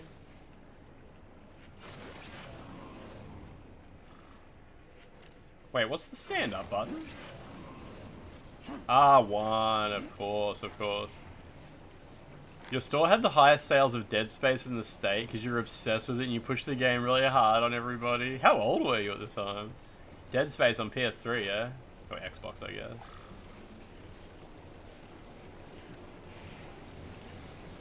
You're playing Infamous for the first time in like 14 years. The sidekick character. I don't remember Infamous having a sidekick. Jesus Christ.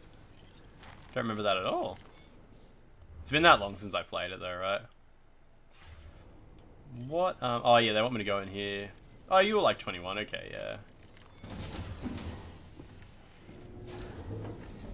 Beep boop. I hope I get to see the bald man again.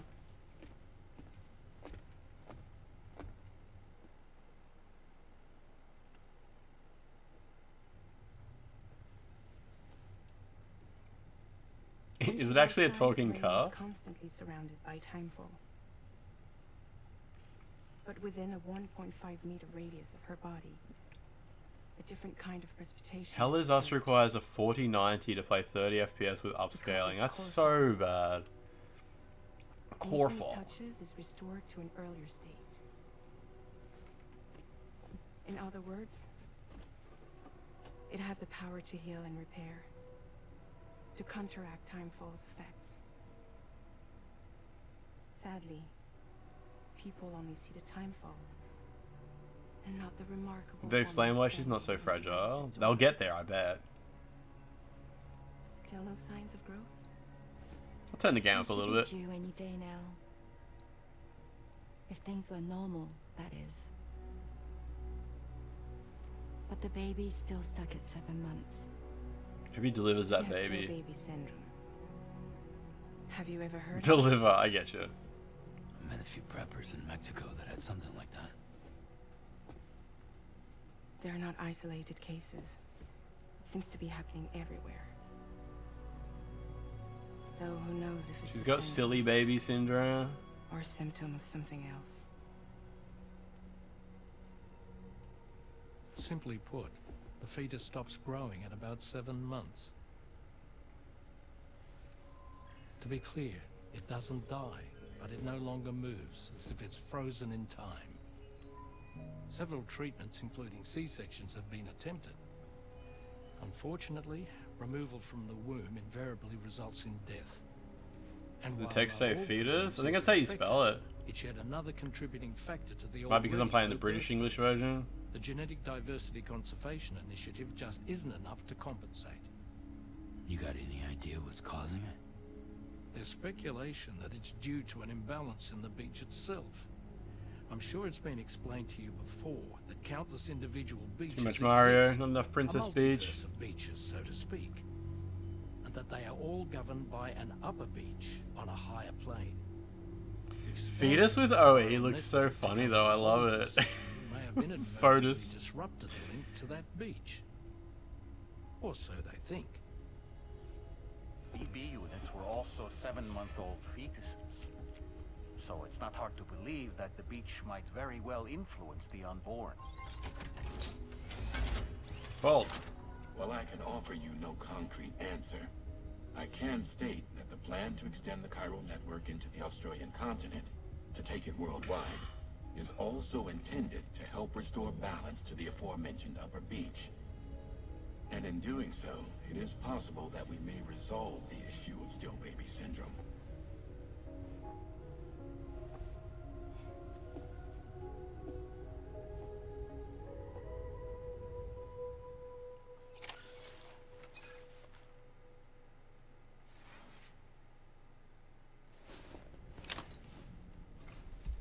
JB Patrol, you don't end up running into like dust storms and stuff like that so much? I think the water does go up and down a bit, but not like flash floods or anything so far.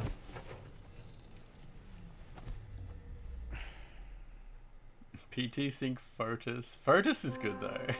Sam,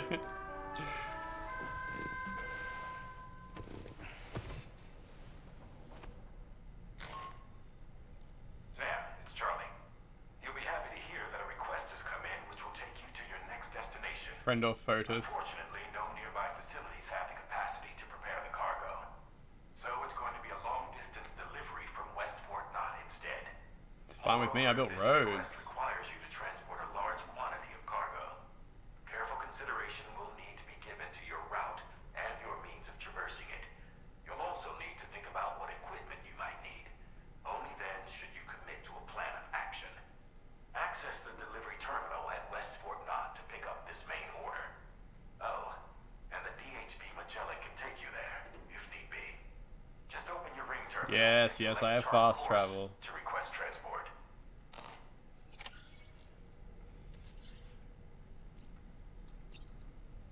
Alright, let's go check it out. Shard course.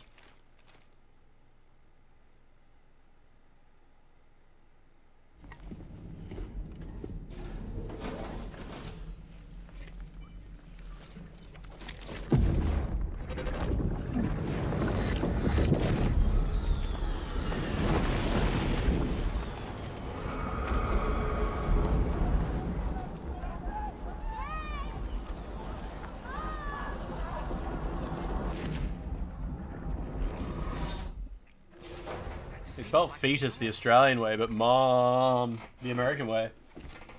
Who's to know what's real?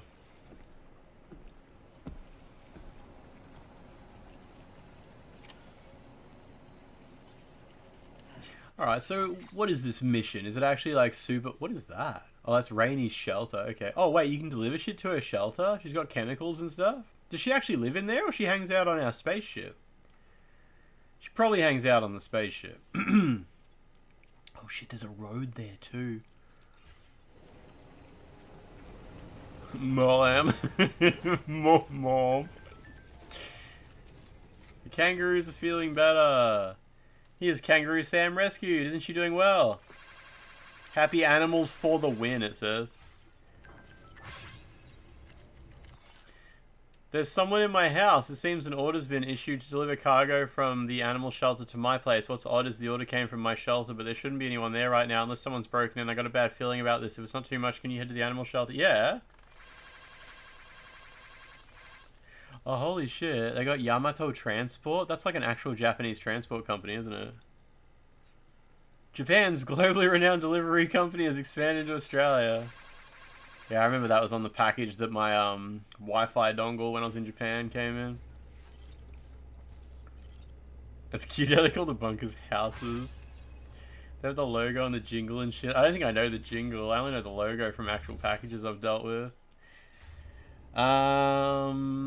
Okay, so I kind of want to actually get my car. My Wi-Fi dong.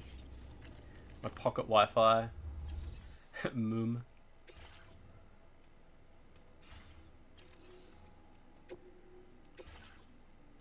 Where's my... Where did I leave my car? This is fucked. This is bullshit. Fuck is that? Is that a request? Oh wow, it is. It's my car over there. Can the Magellan just go there? Nah, I can go here though. Beep boop. Yui got towed. You mean the Ute?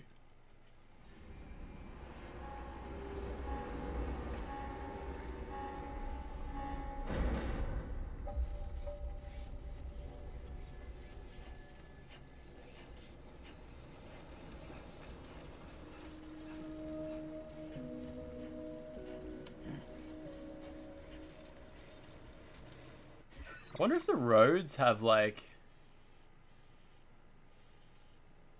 do the roads have intersections that go multiple directions? They don't seem to so far. Like it's just one long doodad. It'll probably end up... Fuck, this country's small as. Huh. Footpath. Huh. Radio.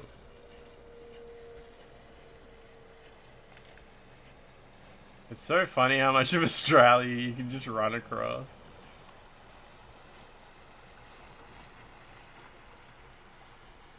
So disappointing because Death Stranding 1 was such an accurate representation of crossing America. It only takes like 15 minutes to run from one end to the other.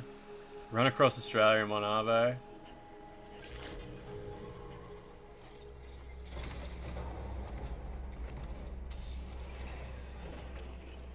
Should have watched Mad Max.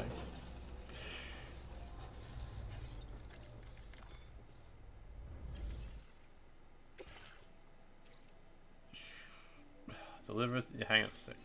First of all,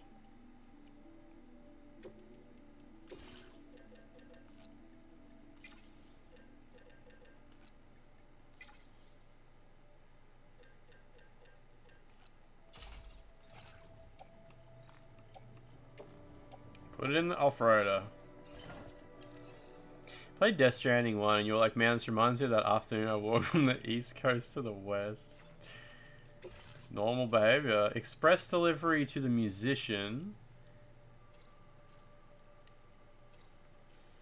Yeah, not just yet, mate. Not just yet. Hold your horses.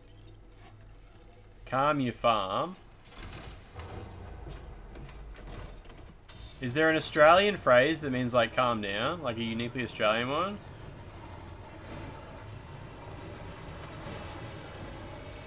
Calm your farm. Is that Australian? It might be.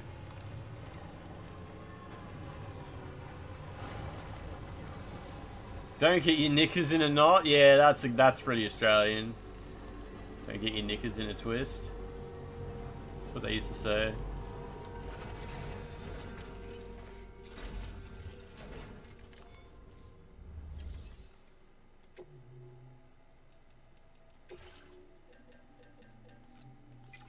I'll have... Oh, how many of these do you got? Oh, 7. Fuck me. Alright. It's universal, is it? Fair enough. Alright, I'll just grab a couple of these. I don't really know how much I need. I can always come back and get more.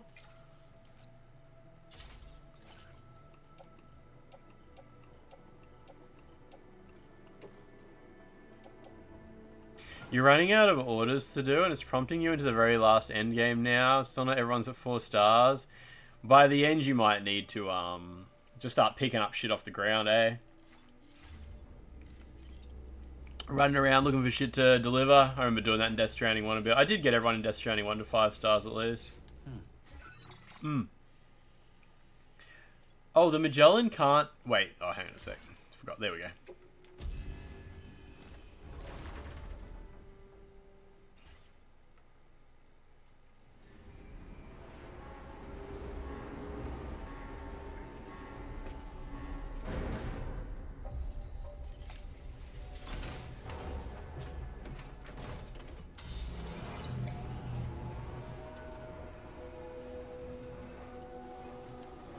Alright, where's the auto paver?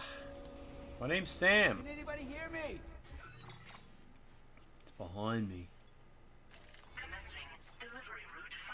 Yeah, we got A. Okay, it's behind me apparently. There it is. Beep boop. 1,400 Kyro crystals and 3,000 of the other 2 things. You know, let's just go. Let's just go as is. I don't know how much I've got in my car, but I don't think it's that many.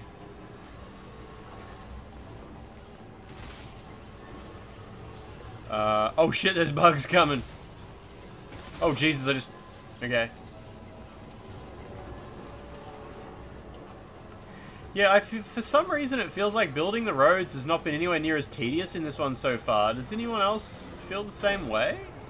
Is it actually different, or am I just misremembering how bad it was in the first one?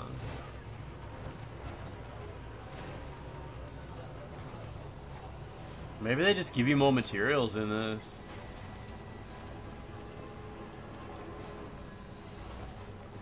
So is that west? Yeah, F1 or whatever it's called, yeah.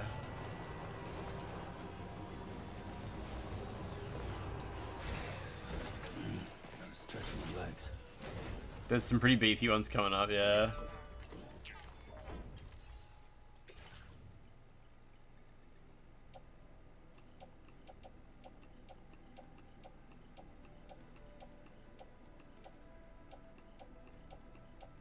I got shitloads of the stuff. Being not tedious would not align with the law, yeah. Right, 1440 ceramics needed.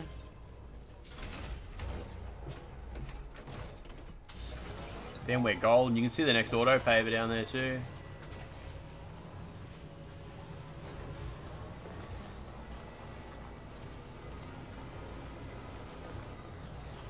If you unlock the upgraded mines and got a monorail set up, it's not so bad. It's just time consuming.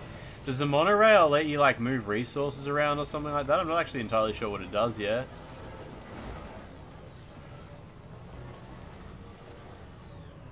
I'm not even entirely sure if the monorail expansion is a thing at this point in the plot. It probably is. You can probably do stuff with it, eh?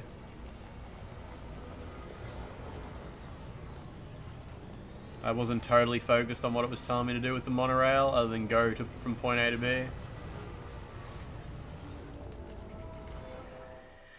You can load up 6 containers just full of resources. Yeah, okay.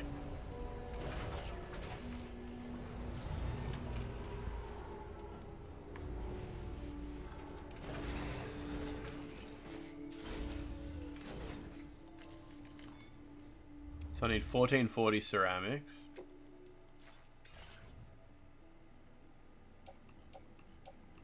First of all, put these ones into the off-roader. These ones back into, whatever. We'll just put them in the private locker for now. It doesn't make much difference. Oh, you can go store materials. That's even better. Didn't know you could do that from here. Claim materials. 1440. It's probably not quite enough.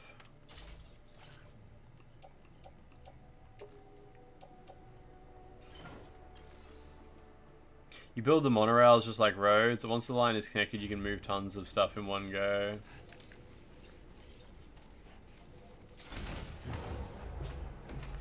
And yeah, I guess upgrading the mines is kind of important too.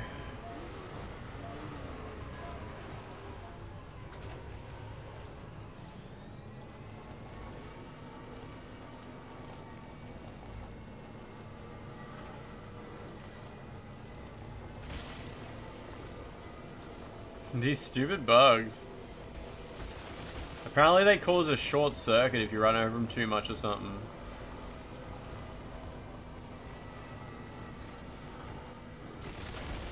Oh, I see. I think they just eat away at your battery. Maybe.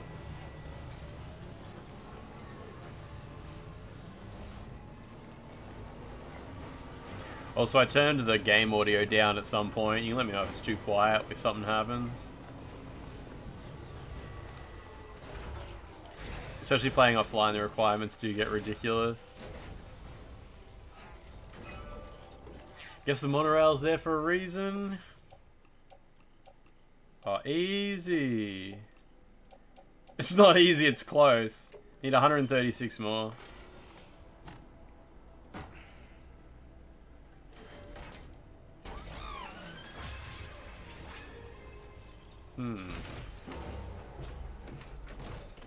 I mean, this road's not even particularly important to my current needs, but I'm guessing if I go into the, there's probably a little house here, right? The animal shelter? Yeah, they've got just enough. Maybe the kangaroos need those ceramics, though. Kangaroos love to chew on bits of ceramic. It strengthens their pouches and marsupials. Their marsupial parts.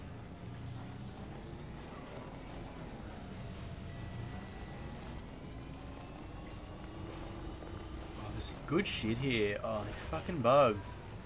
Hang on, little guys. Just leave me alone for a sec. Truck will get like 3 times as loud when you get into combat. It happens when you're nearing or out of combat. Just open the ring terminal and close again. I haven't ran into it yet.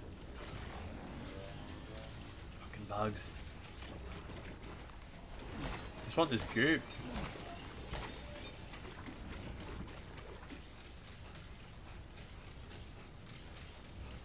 That actually gave me like hardly any apparently. Give me bugs. I like how they pop when you drive over them.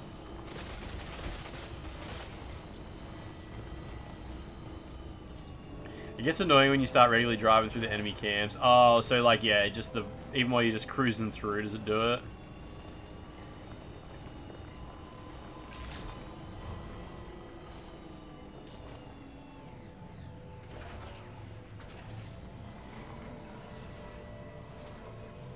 Wait, where's the actual house? Isn't it this thing? Is that the house? Is this the house?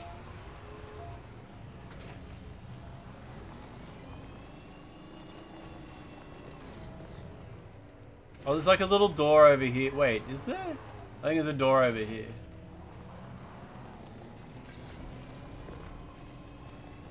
Here we go.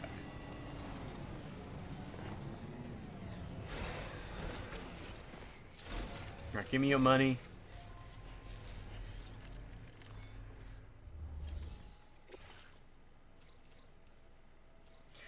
Recover Chlorobiote collection box. I'm not doing that. I'm just taking your money. 160 is enough, right? I hope. Grab 40 just in case.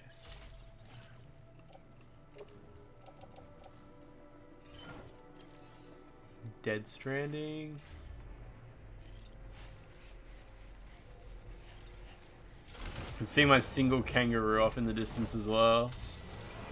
So do you sort of actually, do you actually like capture lots of animals and bring them here and you end up with like a bustling farm and you can come here and pet them and suck the resources right out of them? If you get enough wombats, will they generate, I don't know, alloys? Can we put the animals to work in the mines? There must be some kind of benefit to having animals. Some kind of resource generation. In bugs. Should probably put a generator around here somewhere. You had a single kangaroo and actually ran over it. Did it die? Did it void out? Imagine getting a void out because a fucking animal died. Kangaroo smashes into a car. Wait, the animal... It's only humans that void out though, isn't it? Like, it's part of the extinction entity shit or whatever. Wombats generate perfectly cube-shaped chiralium. Tamaya, how you doing?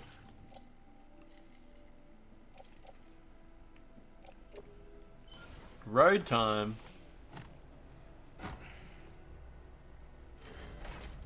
They dock you likes. Does Sam post on social media like I just killed a kangaroo? Thumbs down.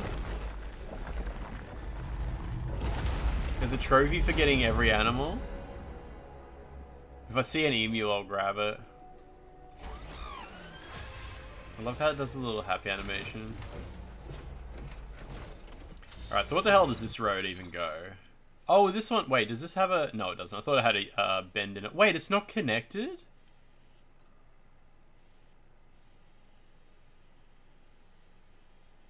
Interesting. Huh. Let's go for a bit of a drive. Oh yeah, so you can see... You can, wait, is this the right direction? Yeah, you can see the next one up here. You like that he gives a little thumbs up when he opens the menu. It's simple things. Wait, that can't be the right way. Shit, there is. There's heaps more auto pavers to get to where I want to be. Alright, well, in that case, we better go to Rainy's house.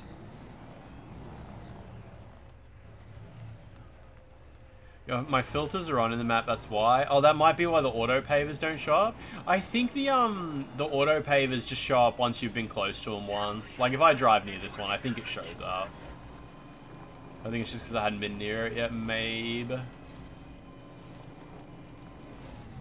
Maybe if you scan it. Beep boop, auto paver. Yeah.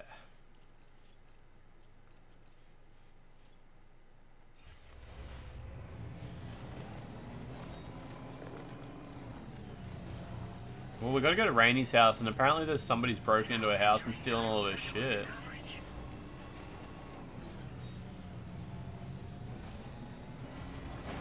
I'll build a generator in a second as well. I kind of need one.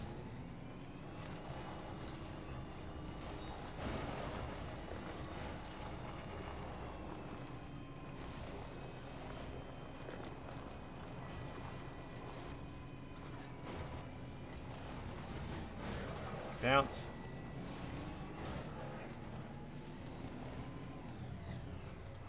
I think I've got a... Yeah, I do. It's on my shoulder. I can see it.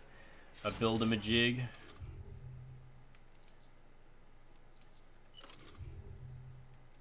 Womp womp. Auto paver detected. Beep boop. Vehicle detected. Womp. Here we go. Counting on you.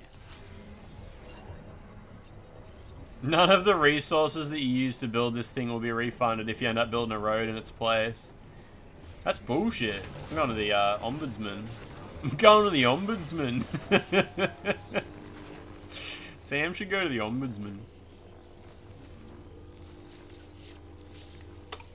Autopavers fix their cost when you scan them. So if you can scan one that isn't network coverage, you have to pay the full cost when they get bonus. Won't get bonuses from other players. Okay. It's kind of funny. It's gonna be good when I get a road here. Wow.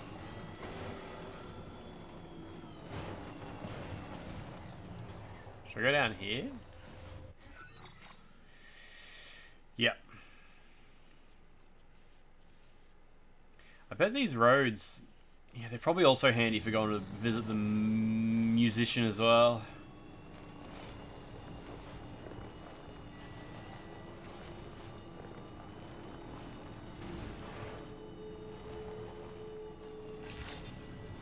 Okay, so apparently there's a ghost at Rainy's house. Let's go have a look.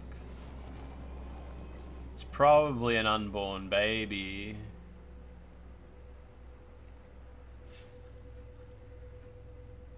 Where's her house? Oh, yeah. Apparently it's sort of up that way a little bit.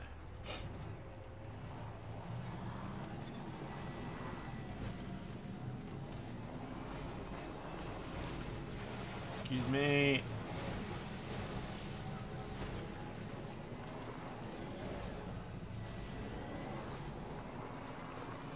Ooh, nutrient-rich pellets for Rainy. Is that what she eats? She eats pellets? Like an animal? I guess so. She seems, yeah, she seems kind of sheltered. She probably eats like Soylent or something like that. She needs to feed her ungrowing baby. Nutrient-rich pellets for a nutrient-needing baby.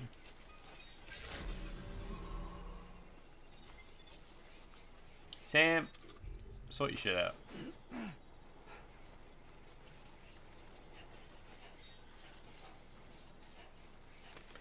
Alright, there's gonna be a goblin here or something. Maybe there'll be two Rainies.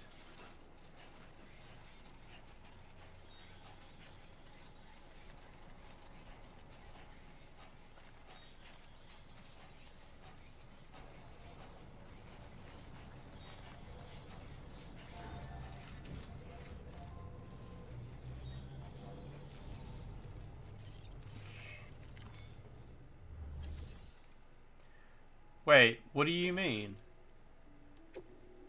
She said that an order came in from her house. What? There's nothing here.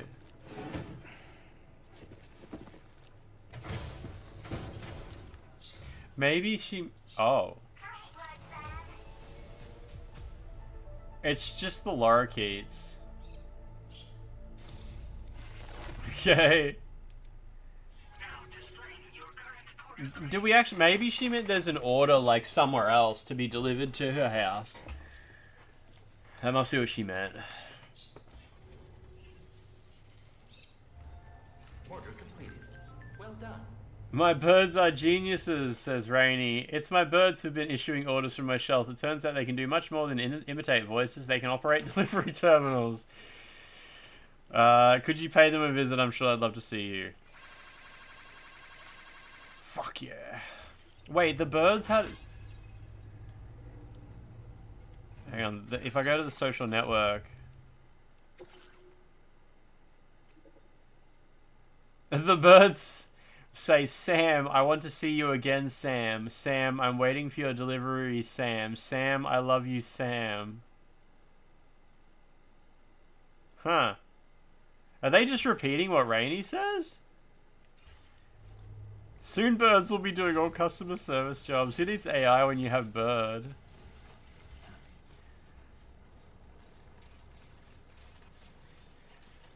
Here's that fire hydrant from that one music video she made.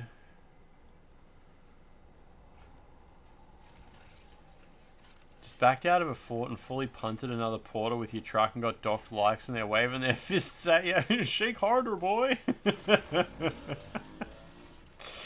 That's beautiful.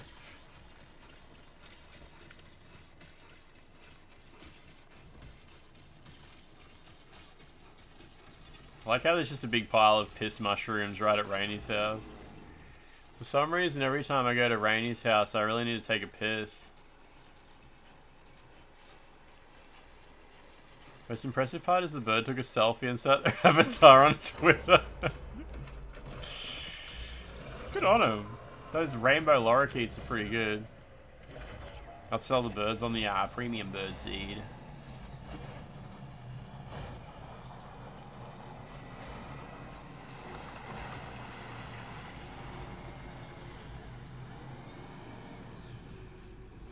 Kojima got two birds in tiny ball suits and scanned them in.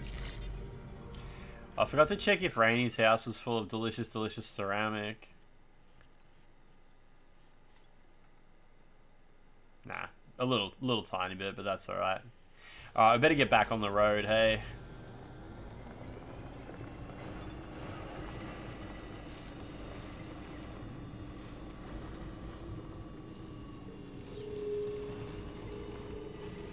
What's the monorail up to? There's always packages buzzing back and forth. Is that anything to do with me? Is there things happening?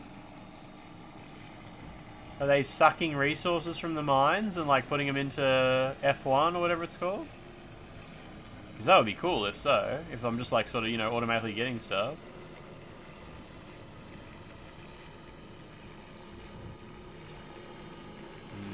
Somebody wants... Wait, lost cargo delivery. Rainbow candy. Lost in the river. It'll be all soggy. You can't put candy in the river.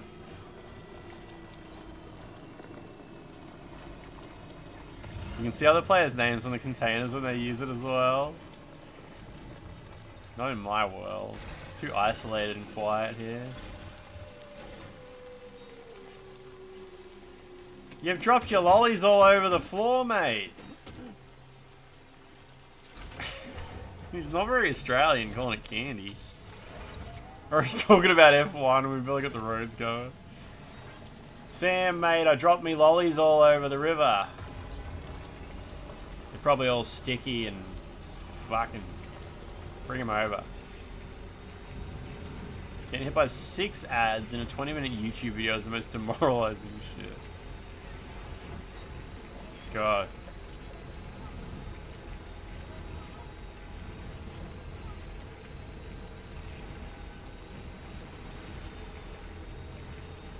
What are those peeve worms lining your road? Wait, peeve worms? Is that peeve worms? I love that I can see my generator from down here. That's kind of impressive. Makes the open world seem so cool. How big of a Dua Lipa fan are you? I'm like 5'10". I think I'm 5'10". Coffinate, what's going on? Oh, you mean those worms? Yes. This guy's gonna be like, fuck me, you found me lollies. I was fanging for him.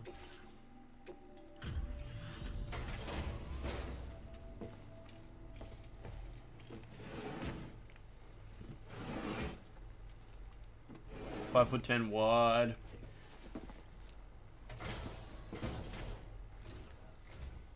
I see you've returned. Glad to have you back. Reviewing the order information now. Oh yeah, I forgot he's American. He wouldn't say lollies. Of all the things you could... I believe this data could be of use to you. Take it. Solar generator for my backpack? Ah, it's all good. The amount of when equipped, Glenn Rowan. Order completed. Well done. Need to replace the fake Australian voices with real Australian voices. I'm pretty sure the Australians, at least, are all played by Australians. They're just not very good actors, unfortunately.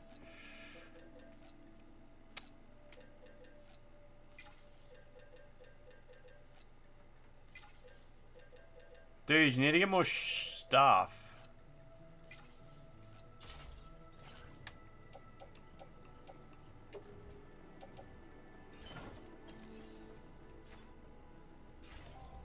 Yeah, the Tarman guy is played by some Aussie imitating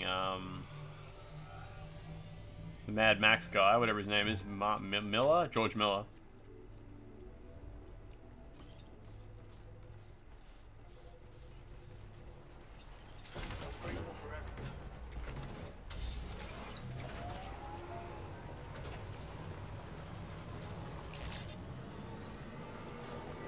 It's disgusting they didn't get Kate Blanchett to act in this.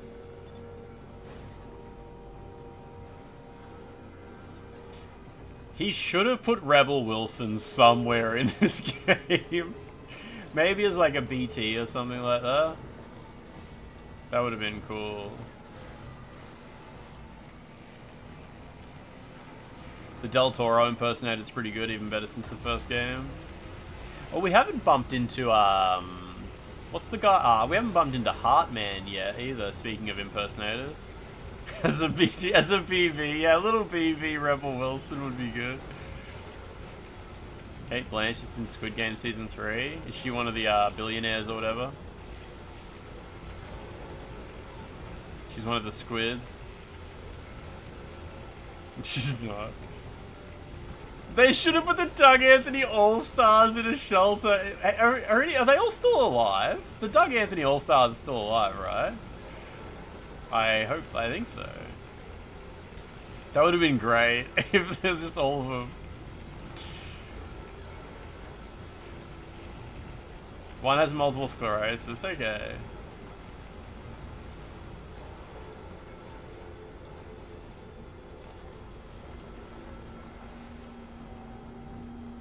This is where I need to be.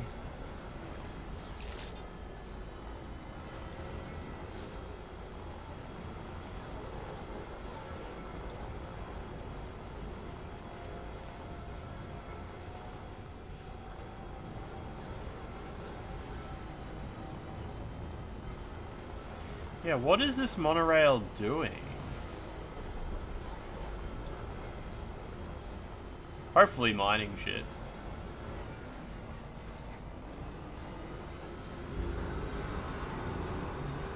They should have had Silverchair on the soundtrack. That would have been good. What Silverchair songs do Americans know? Like, Silverchair are famous internationally, aren't they? Take on orders. That's my main order to the northern... Oh, it's not even that far out. You seen Rebel Wilson since Ozempic? Yeah, I've seen her in the news, yeah. Oh, the song Tomorrow by Silverchair was big in the US? I didn't know that. I assumed that was like a Australia dealie. Damn, this guy's got some Chiral crystals. You should have been able to get a horse to ride to the Saddle Club theme song. Dispose of tar drugs. Oh, I see. You want me to go out there and kill people or destroy stuff, yeah. Deliver stuff to the animal shelter. All I want to do is build roads. It's all good. Sam, it's Charlie. I'm pleased to inform you that you can now use the map on your ring terminal to check the weather Was forecast. Bush a popular band? I remember Utilize Bush. information provided by Rainey, as well as local historical data to make predictions. Take them into consideration when plotting your routes. Okay, I will.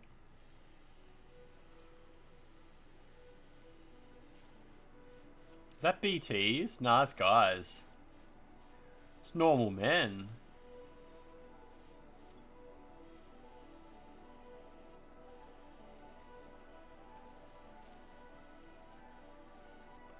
Oh, I see there's a ramp down here. So yeah, we'll go to the edge of the road. Pop down to the servo.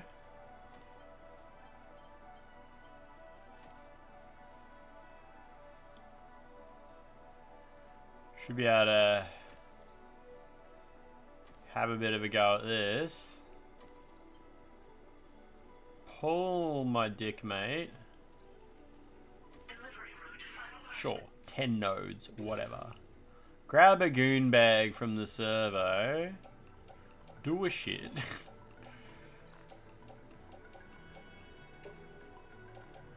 Pop that in the truck. I think I've already got enough stuff. Oh shit, no I don't. Do I not? Oh yeah, I got a shotgun and an assault rifle. Wouldn't mind a sticky gun. Have a bit of a sticky beak.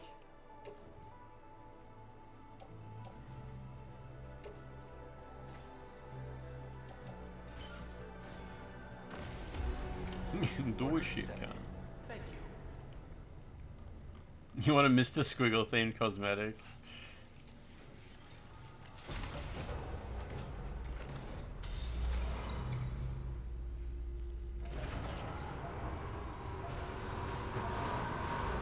I like how he looks over his shoulder when he's reversing.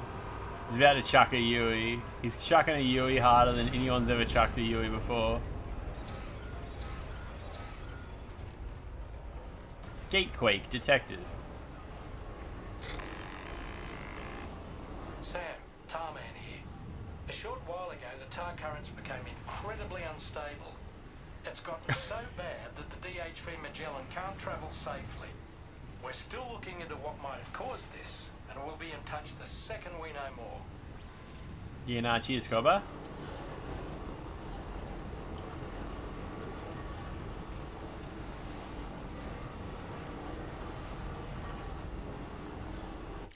Oh, I was trying to yell out stuff, but that button does photo mode. Margaret and David in a shelter reviewing movies. Are submarines susceptible to currents? I mean, I don't know. I don't know how currents work deep underwater like that. Surely that would be a thing, right?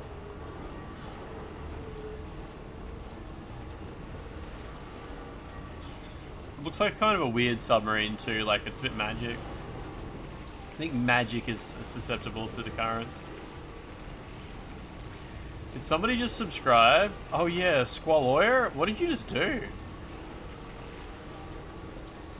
I just remembered what our sub goal is. Score some fucking goals, will ya? Come on, England. You watched all 5 hours of Dust Boot. It popped up at the top of the screen. It said Squaloyer.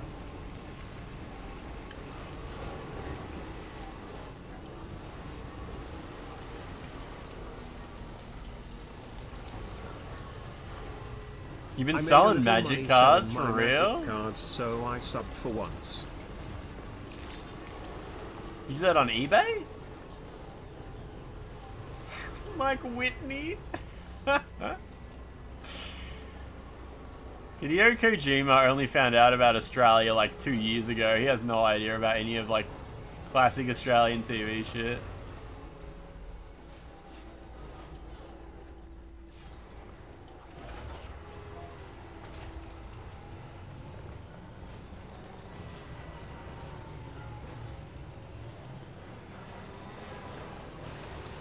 Hey, Ru Hayabusa! Long time follower, big timer hater. Hatter? What does that mean? Wonder who that's about.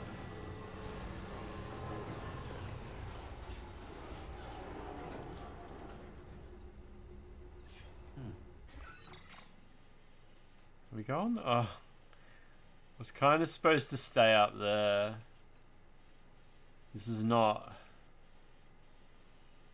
Oh, I can go up there. Not a single nipple been shown. Saw a clip of an OnlyFans girl with 200 viewers. 200 viewers. Started a goal like 5,000 US, ended up with 9,000 after 2 hours, and not even a single nipple being shown. I think once you show the nipple, like they all bust and it's over. Everybody like nopes out at that point. Like, all right, I'm done.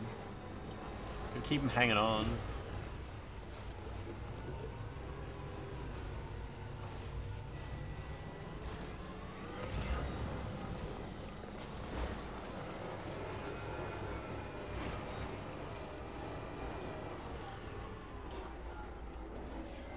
Got a goon forever, yeah.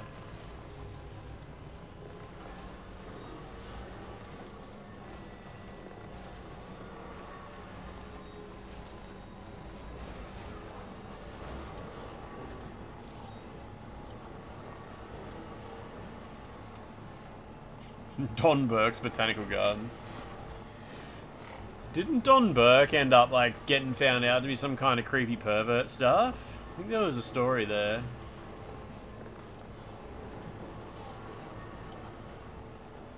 What was that old Australian guy who used to do the thing with the wobble board? What's his name?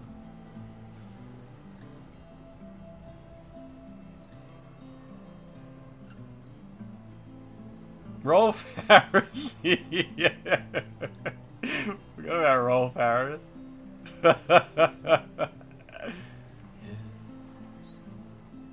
You know, I've been thinking about what happened to Lou. Fragile holds herself personally responsible for those tragic events.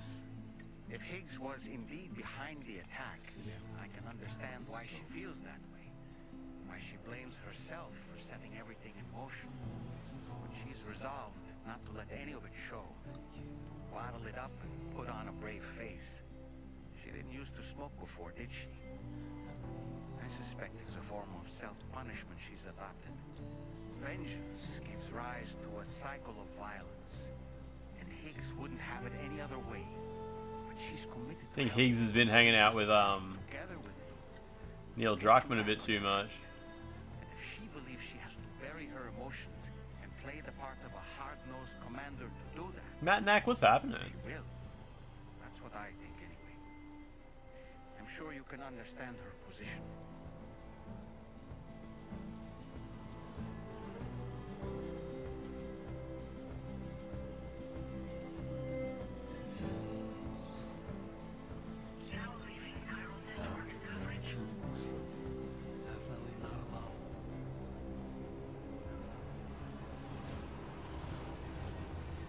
Try and stab a bit higher, see if I can avoid these guys.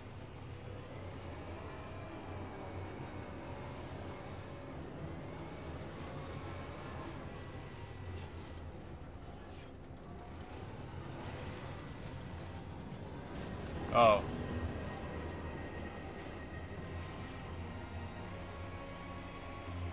They can just see me like on the horizon.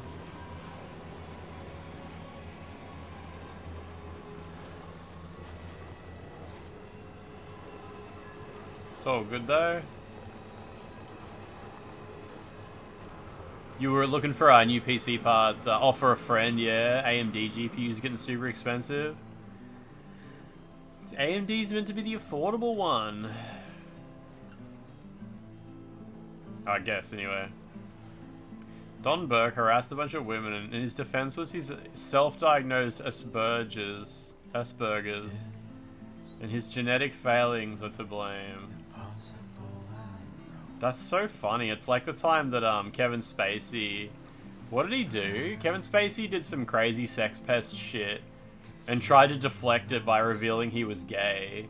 He's like, yeah, sure, I did all that gross shit, but in other news, I've decided to come out as gay. Isn't that great news? I'm so strong, and yeah, I'm such a great example. So quaky here.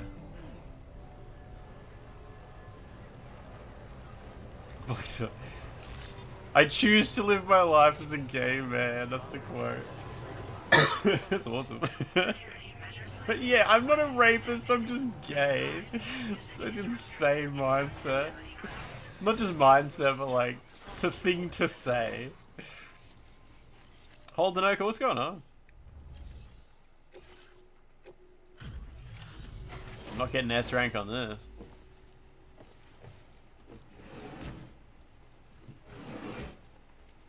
It's like 1.2 grand for an AMD 9070. Buy a PS5PRO at that point. Wait, are you Sam? Then does that mean you carry this hefty delivery all the way from West Fortnite?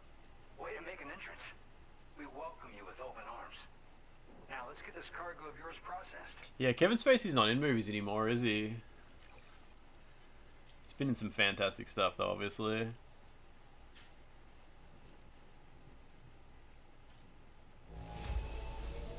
Everything inside seems A-okay to me.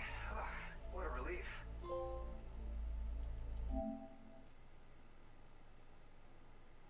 Wait, what do you mean complete episode 4? Oh. I thought I was on episode 5 already. Okay. Apparently now I'm on episode 5.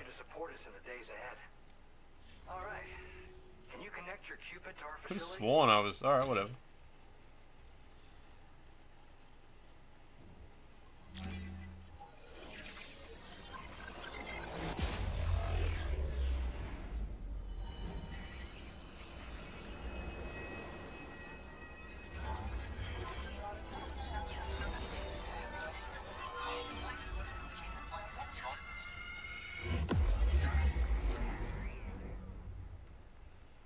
It's weird that it does kind of like the pulse noise, but it doesn't like have an animation that goes along with that. I swear in the original it used to do like a little sort of explosion. Oh man, look at this guy. Bald.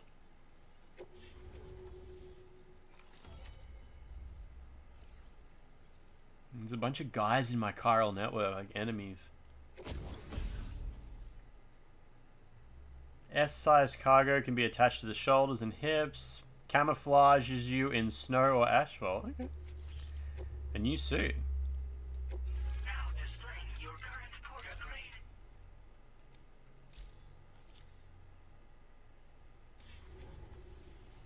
And now we're finally connected to the chiral network.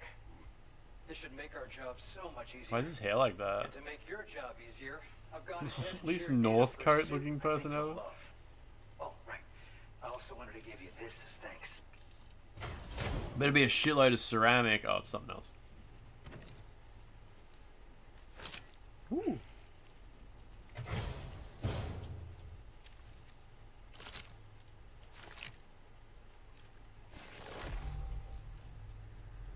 It's the blood boomerang. It's loaded with Sam's blood.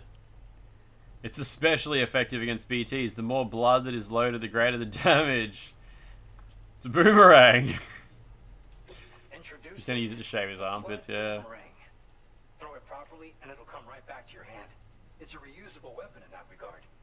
Folds up nicely too, so it's quite easy to carry. You'll find it's especially effective against BTs, so give it a try against the next one you meet. Instant toast knife. With your network, we should also be able to develop stronger measures to defend against belligerents, which we need since the brigands out west have rapidly improved their arsenal in recent days. Honestly, you couldn't have gotten here at a better time. Thanks be to you, we'll finally be able to focus on our research. As the chiral network has expanded, we're seeing Good to be able to spread his Vegemite with it. Outside of the bounds of its coverage. This has led the brigands to conclude that the network itself is responsible for the worsening state of the world. Internet's making the world worse? Its expansion. But it's not like we can sit back and do nothing. Boomerang. If we don't try to improve things, humanity's doomed to go extinct. Tell me about this boomerang. After I moved to Australia, the locals learned me all the ins and outs. Learned me? I then designed a new type. Jacob Campbell, what's going on? How you doing? Well. I got a boomerang. Blood before throwing. The bigger the charge, the greater the potency. Naturally, most people would have to rely on blood bags sourced from donors, but since you have dooms, you can just piss on it. Unlike traditional firearms, it hardly makes noise. If your enemies don't actually see you, Just exhausted, Jacob Campbell, yeah. That said, Assume the weekends are going to be busy as much well, hey? damage to humans. Maybe. Unless you manage to hit them in just the right spot, at least. Weird emails. The brigands have improved their arsenal? One day they started sporting a whole lot more weaponry, including grenade launchers. Yes, well, maybe the internet's responsible for declining birth rate. The thing is, the brigands don't have a chiral printer at their base, as far as we know. So, where'd they get all the new hardware all of a sudden? Kind of worrying, don't you think? At this observatory, we focus on monitoring the behavior of tar currents. There's a patch of BT territory due north of here, and just beyond it is land that's currently being subsumed by tar. Subsumed? There's no telling when the That's a good facility word. will be lost to the tar as well. So it's important that we contribute to the research and development of countermeasures while we can. Incidents of tar current instability have grown more frequent, but we haven't been able to determine much more than that thus far. Thanks to the chiral network, though, we expect we'll be able to improve our instrument accuracy. We appreciate the help. Best of luck to you, Sam. The tar currents are acting up again. Guess it's back to work for me. Let's both keep on keeping on. Yeah, that's my line. That was excellent work, Sam. Thanks to you, the better part of the Western continent has access to our services. Now it's time for you to head north and Keep continue on to keeping expand on. network coverage. It is imperative that you connect all of Australia, stabilizing the environment and eliminating the remaining anomalies.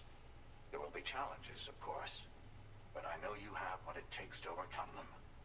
I expect more great things from you, in short. Sam. So much shorter. We believe that we finally determined the location of whatever's thrown the tar currents into chaos. The chiralium levels there are pretty high now, and BTs are almost certain to be present as well. I hate to ask, but would you mind taking a look for us? It's close to your current position. I've sent you the coordinates. We're counting on you, Sam. What does it mean when he says I expect great things from you, in short? I guess it's another way of saying, like, you know, when you say in short, as in, like, without over-explaining myself, I'm trying to say I expect good things from you. I guess without going into detail about what he actually expects. Like, what's another way to say in short? Long story short, yeah, I guess that would be a way to say it. Usually, personally, I would put that in short at the start. It just doesn't work. Yeah, it's not how I would personally use that phrase.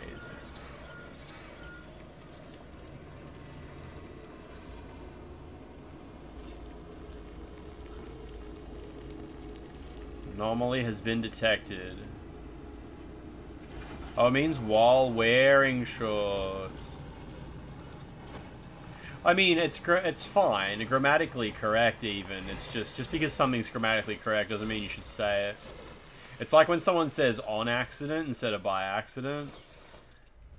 It's like, yeah, okay, it's grammatically correct, but please don't say that.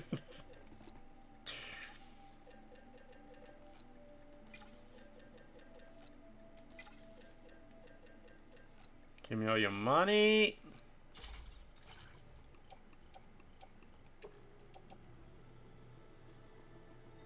Bam. Yeah, on purpose. I know. I'm just saying. It's not incorrect, it's just jank as fuck. Yeah, exactly.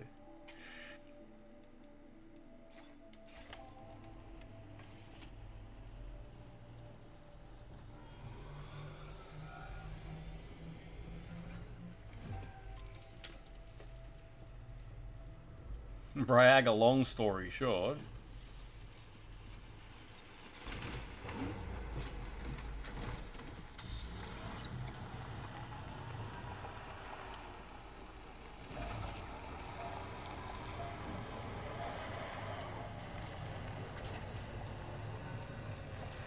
Alright, well, what do we got here then?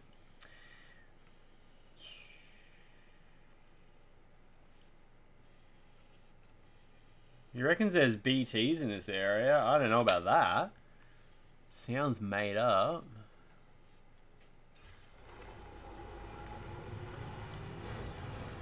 In fact, can I build a doodad here?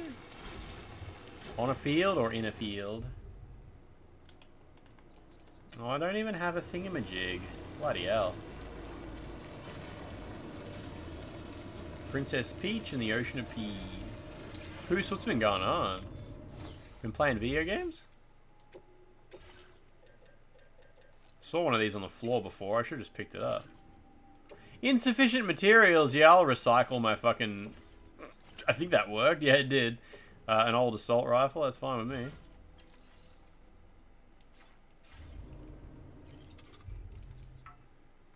Your cargo has already been auto-arranged. Played some, but the brain nags to go back to drawing and anatomy studies. Yeah, it's probably healthy.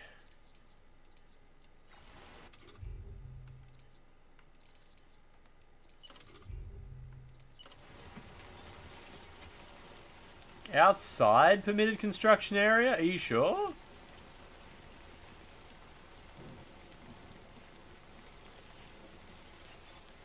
Wait, why can't I build here? Reserved for DHG mode.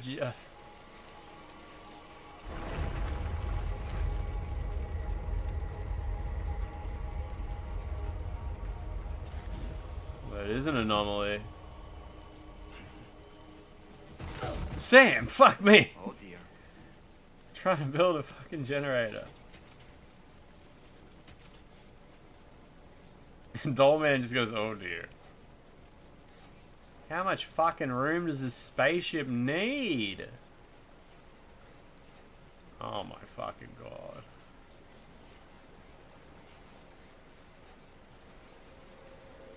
Mate, what are we doing here?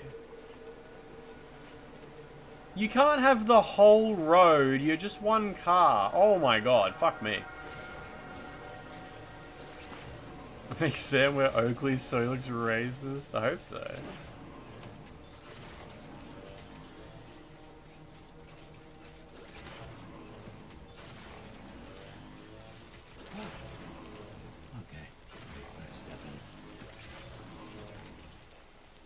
Finally. Done and dusted.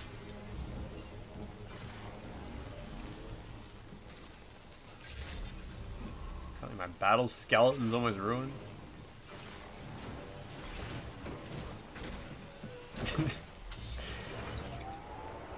Sam hasn't done a did I just talk to my doll with my mind? Missed opportunity. Alright, fill her up.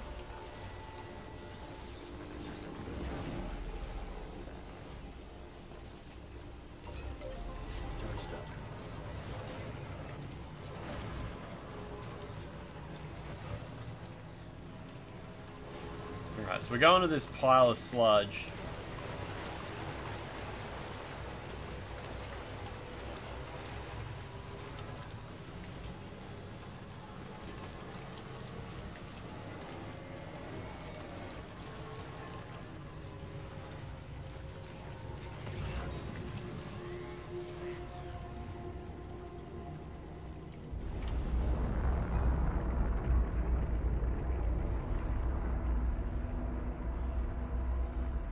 Matt Neck, that sounds beautiful. On a Thursday.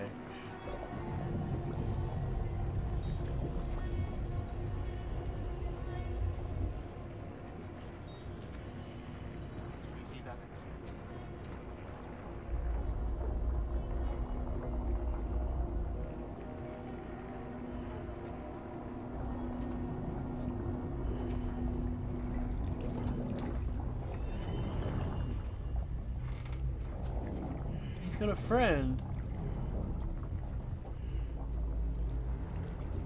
It's not quite in sync.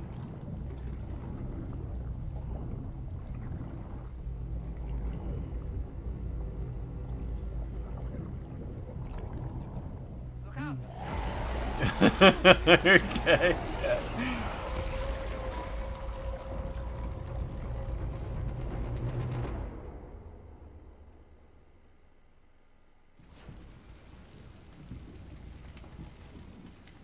Is this going to be like the equivalent of like Cliff's World War I or World War II sections or whatever? Oh yeah, here we go.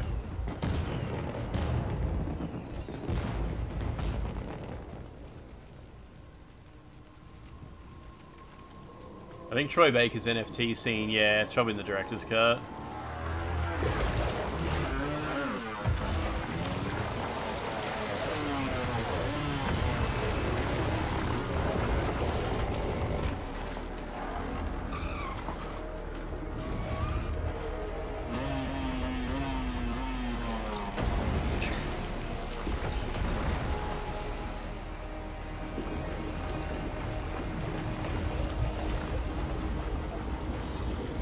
They're actual licensed vehicles.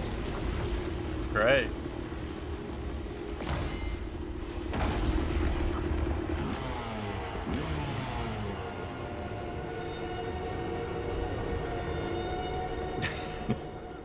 YG, that's so good.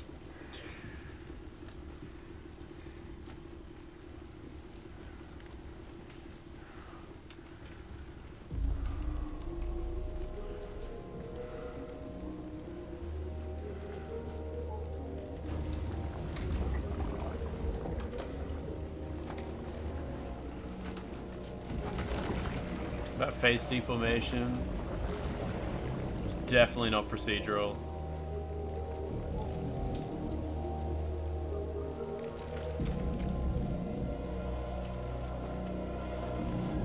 This is Solid Snake.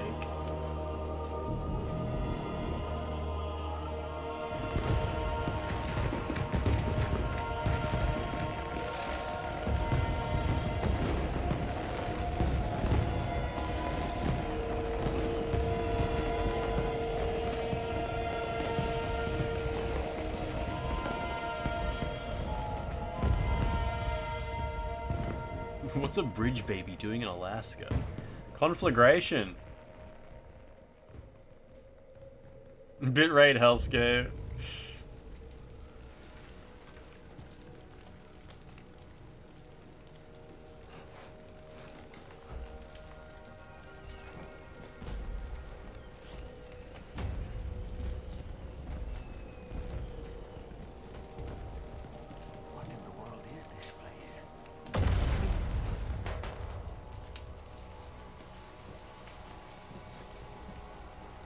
I don't think we're in Australia anymore, doll man.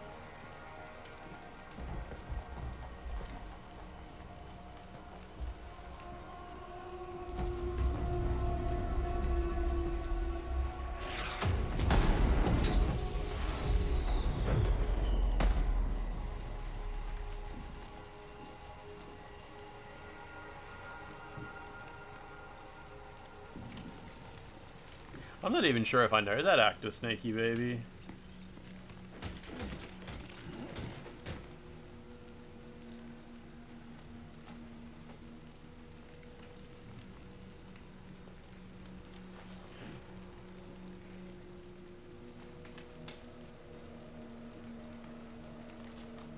Sam with Big Naturals mod. How are we supposed to get out of this place? There must surely be a way for us to go home, right? We get it, Kojima. It's not actually screen space reflections, see? It's some kind of planar thing going on. There is like some screen space data used to enhance things, but I think honestly like the reflections are good enough without it.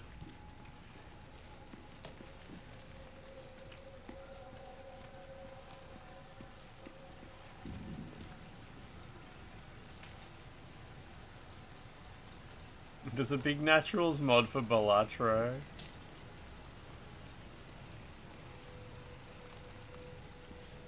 I don't think Metal Gear Solid movie's ever gonna get made.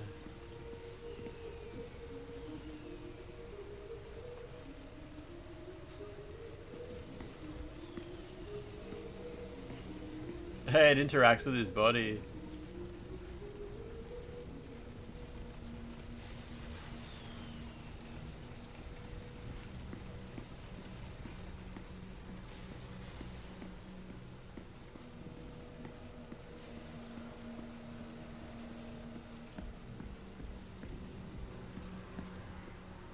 spirits of the dead are close.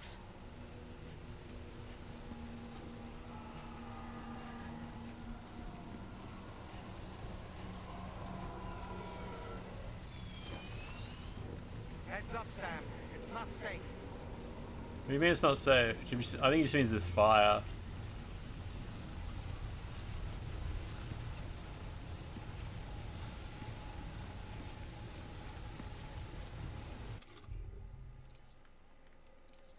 All I've got is my boomerang. No, I got a shotgun.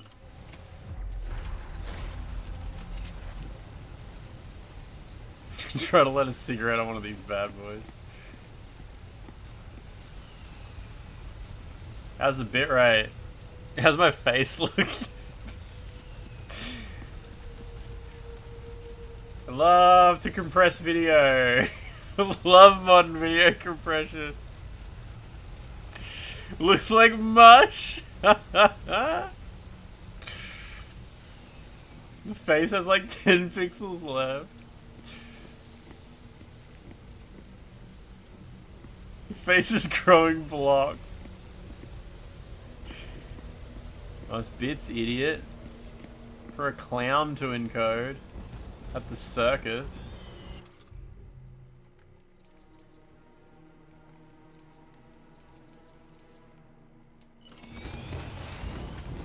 If only we had that experimental 2K streams, yeah.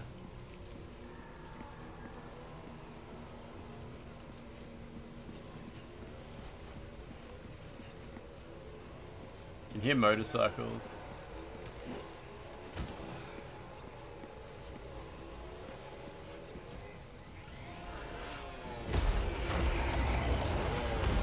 Mr. GPU, I don't feel so good.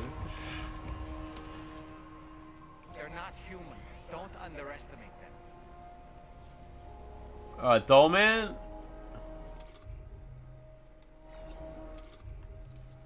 You fucking deal with it, man.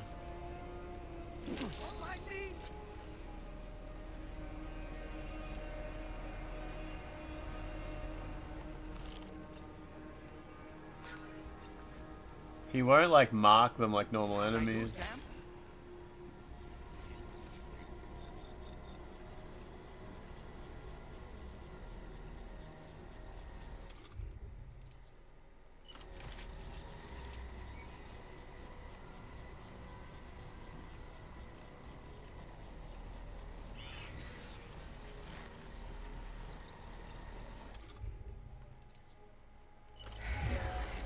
Oh, they heard me. Okay.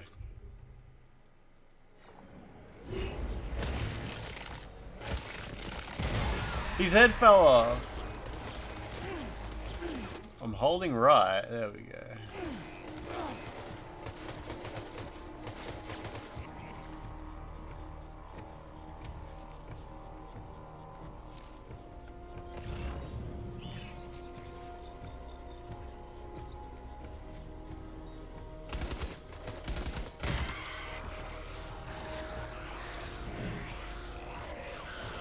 Jeez.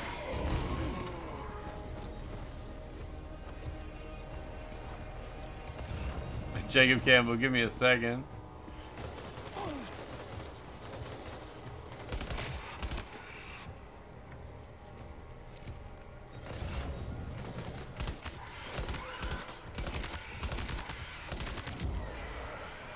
Dead? Cool.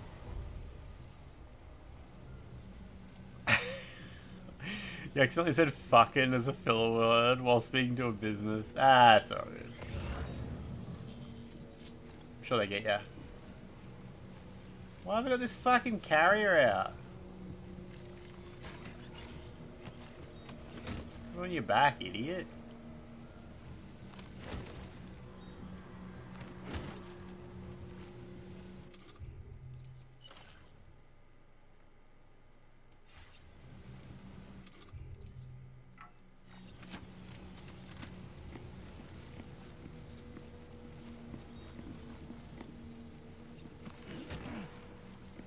Take your assault rifles.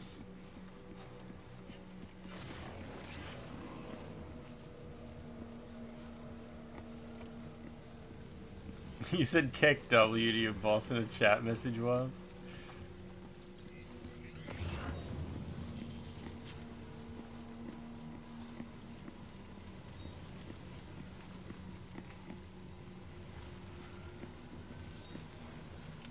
Warrior assault rifle.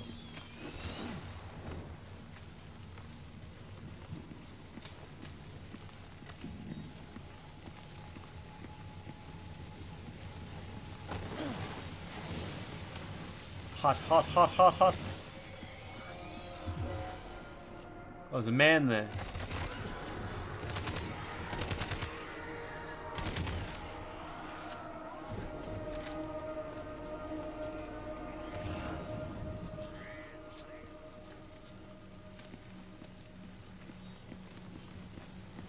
Hot pixel mans, yeah. How's that video compression holding up?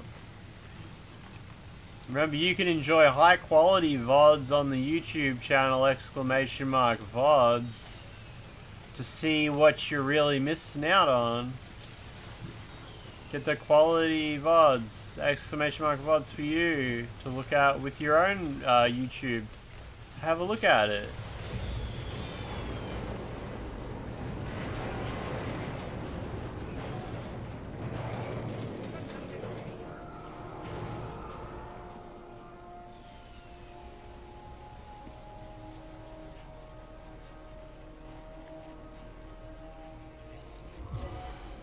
What's up?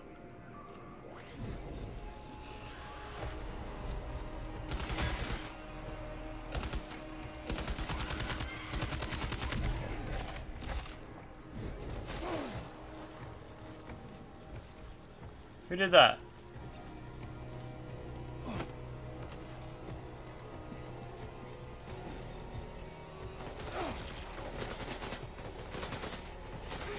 It's hard to work out where these bullets are coming from.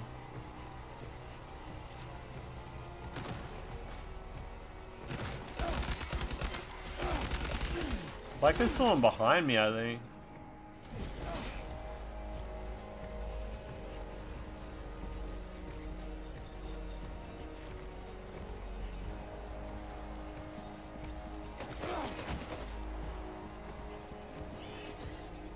Oh, it's like pointing up.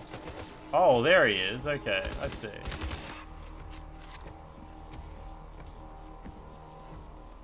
Alright, he's gone. I don't know what we're shooting here. Bad ghosts.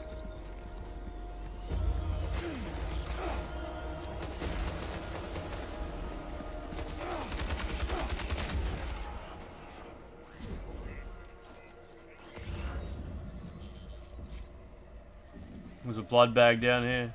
Gun ghost, yeah. Oh, it's really far away.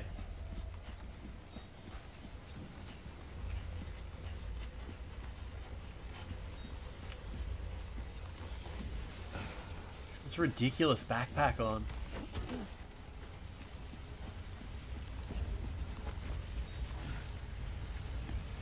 Napalm sticks to ghosts. Should be effective.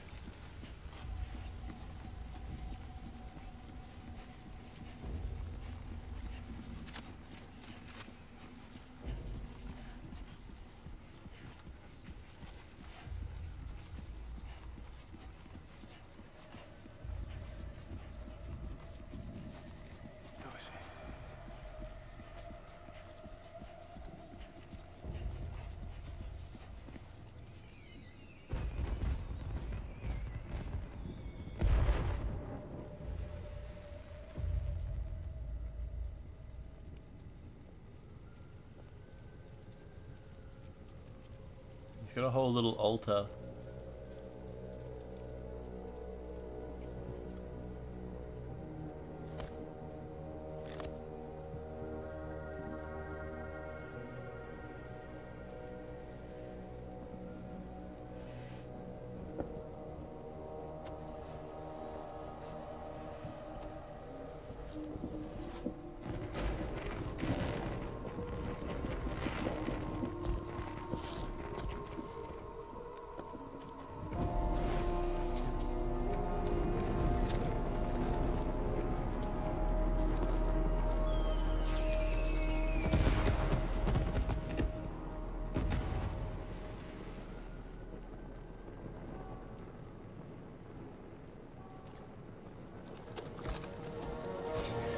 That is not Solid Snake.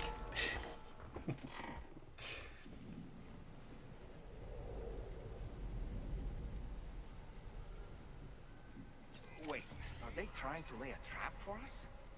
The outer deck is reacting to something. We should keep an eye on it and proceed with caution.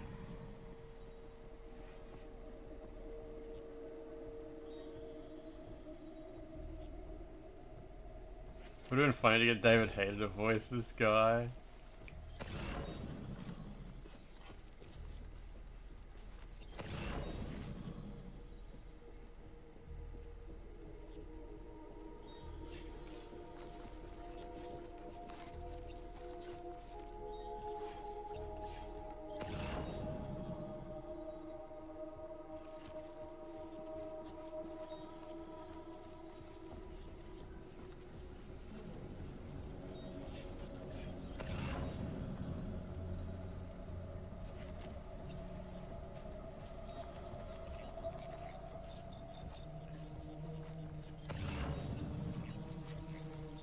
Oh, they're moving around now. A little bit.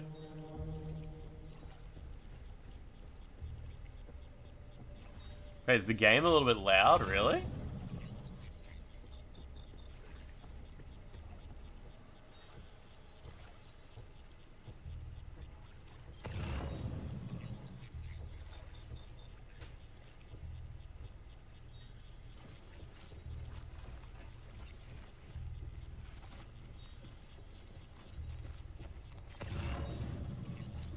The scanner has a cooldown, but it's just really short.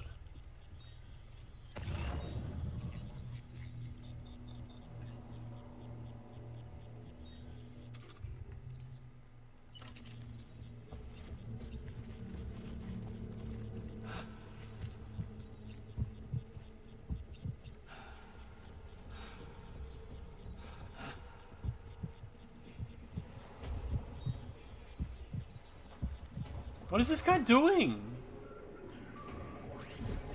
Oh, and that's okay, and that's just it. Show's over. He just had a fucking random freak out. Whatever. Nah, why don't I just shoot him? I've got like 6 guns. The main guy's like right here, right? Just shoot him. Just shoot him. It's fine. Man, that sucks how they just kind of randomly just have a little, do a little twirl. Sam, speak to me. Can I just do that again? Yeah.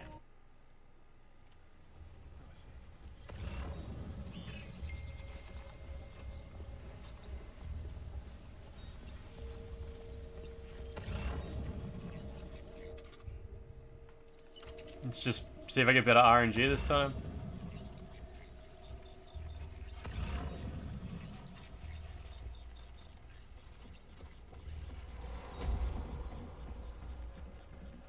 Oh. Oh, whatever.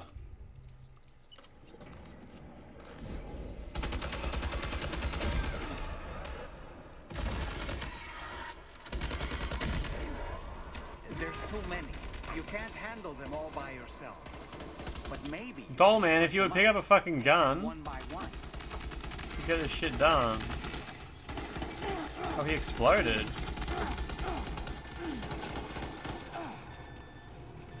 My blood transfusion is not helping.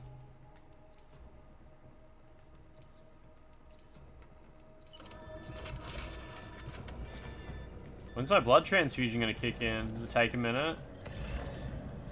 I think it takes a minute. There we go.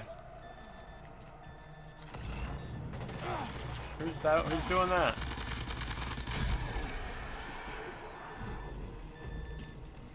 You got it. Yeah, get him, Sam. Nah, wasn't getting him fast enough. Wasn't getting him fast enough. I assume you're supposed to be able to stealth these guys.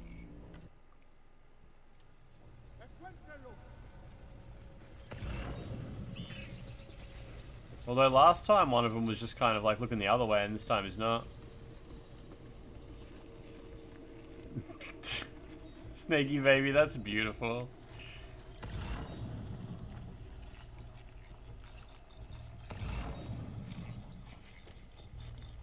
I don't have a sniper rifle, and they're wearing helmets anyway.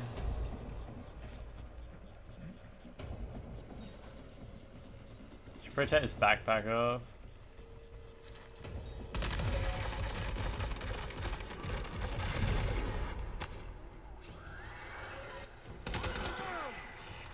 There's too many. You can't handle them all by yourself. But maybe you can split them up. What do you mean? They just run around like crazy. I don't think I'm gonna split them up, but I was trying to stealth them.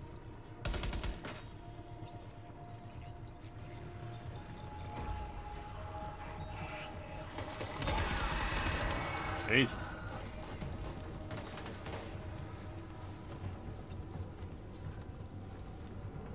Yeah, sometimes it feels like you can't really play the game stealthy on brutal mode because of how the AI works.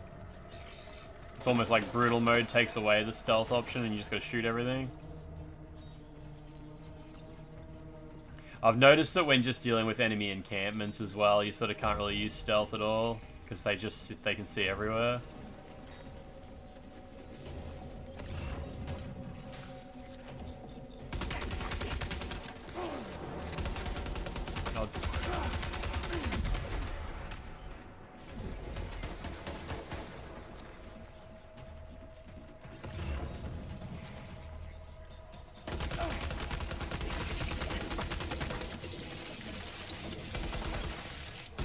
All this noise. There's goofy shit happening all around me.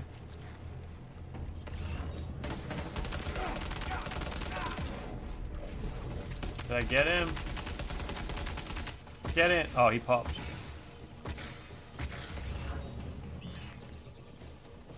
He's escaped, Sam. Up into that tower.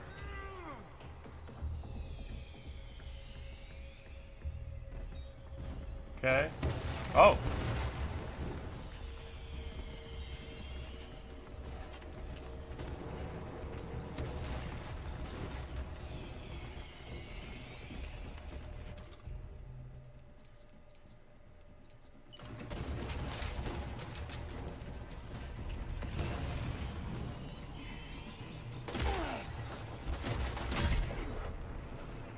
He dead? Yeah.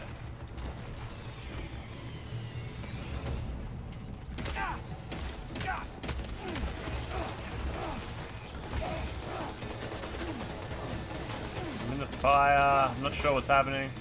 Oh, I got hit by a mortar or something. Oh, I died. Okay. Hope it doesn't take me back to the start of that encounter. Nah. Oh, it did. Oh my god. Okay. That sucks.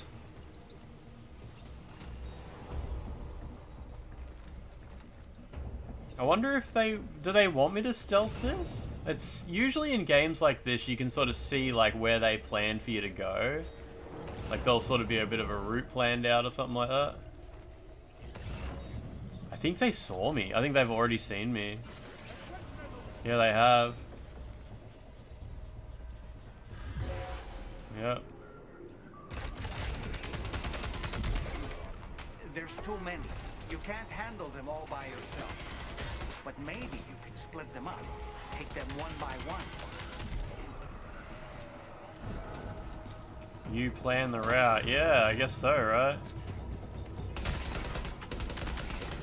I mean, if you have 4 guys all back to back from each other, you sort of can't really sneak up on them, that's the thing. Maybe you're supposed to like throw stuff and they go get distracted by it.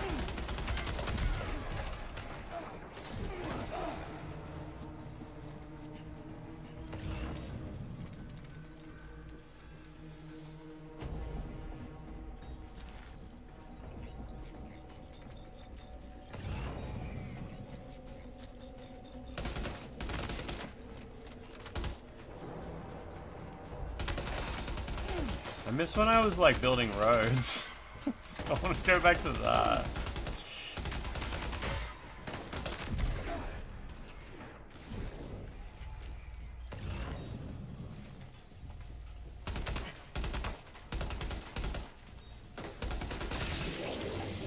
I don't know what that noise is.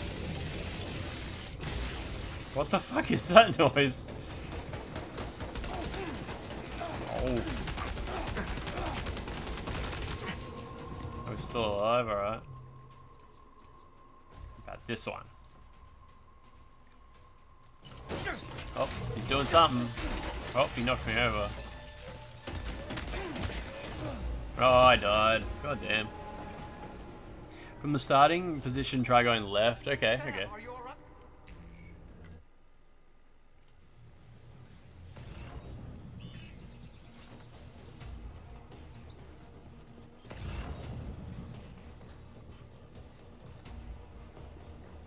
Had the noob tube. What is that, like a shotgun of some sort?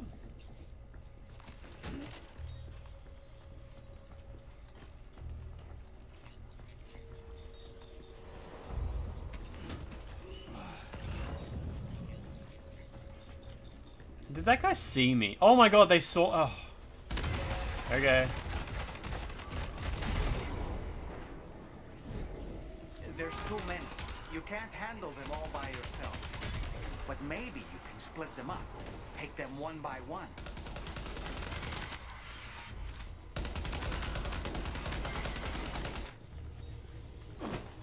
Sometimes it doesn't reload when you press circle as well. I'm not sure what determines that. Oh, it's when reload would involve pulling out another, yeah, another weapon. Okay. Like replacing the whole weapon.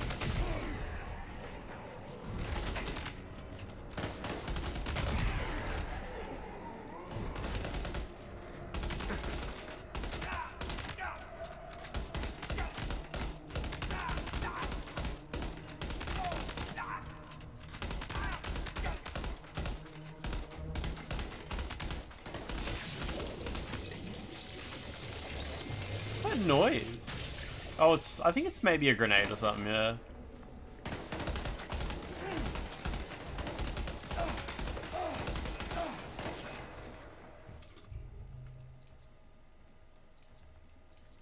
Let's see what this one does.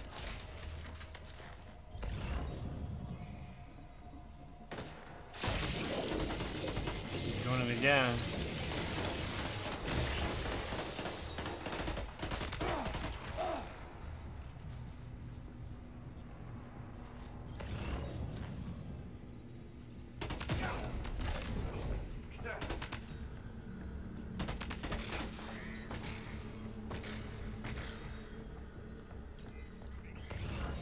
Escaped, Sam. Up into that tower. I got him.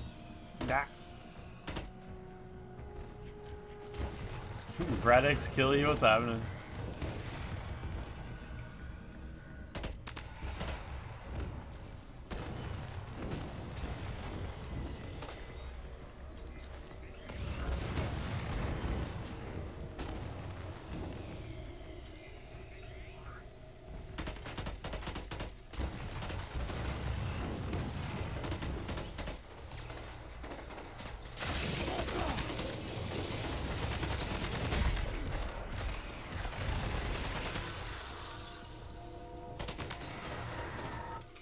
Alright, this one. More of these things.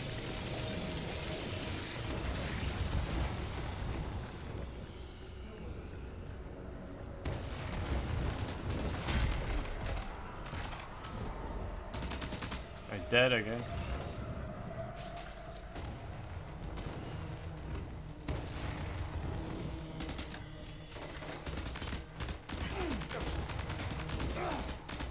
I think I'm hitting him.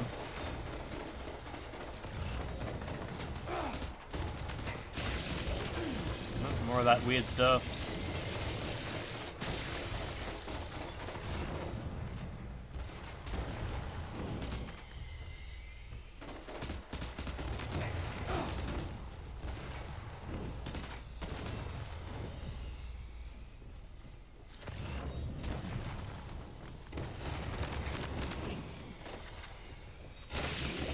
Oh.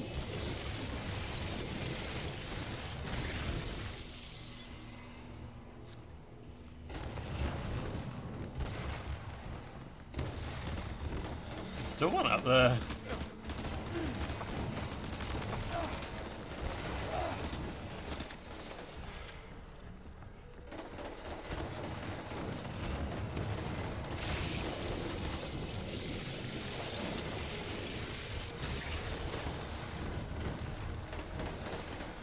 Man, what is like... What is happening here? Am I not hitting that guy? Oh, he must be... No, he's behind something, okay. Alright, what else do we got? We got, just shotguns, okay. God, this noise.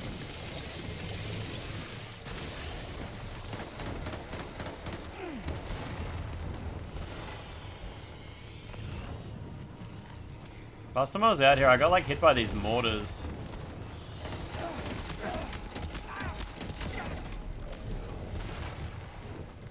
Am I aiming at something?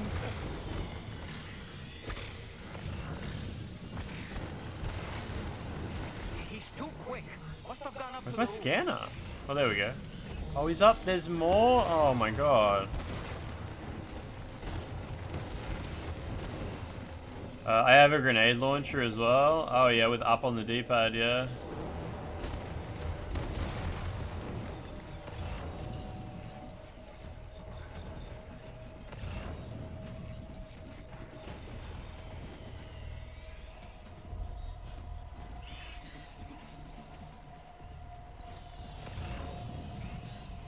Oh, just come back down. Yeah, I thought it was a silly idea to go up there too, buddy.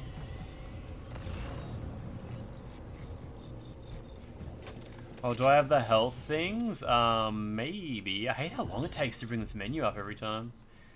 Are they... Oh, here we go. Yeah. This one. Oh, yeah, it gave me a little bit, I think.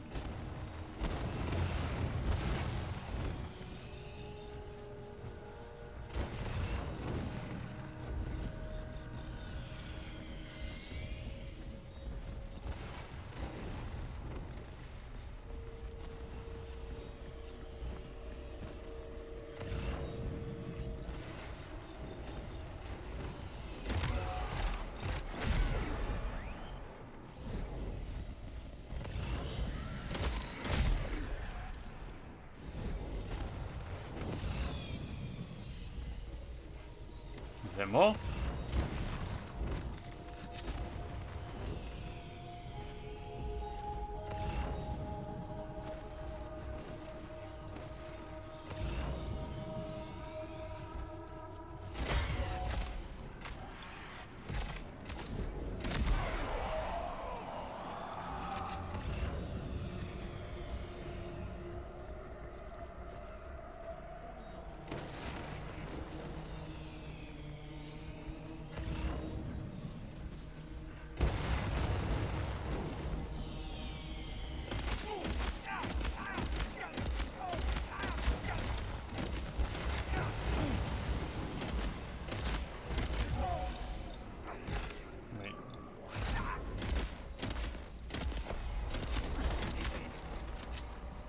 Okay. Standing in fire, I think.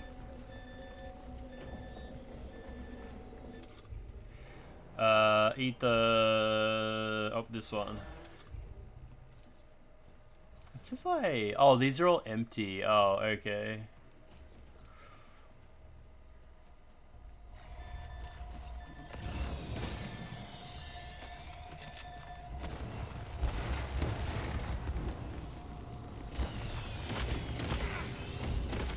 Oh, did he disappear? Well, maybe?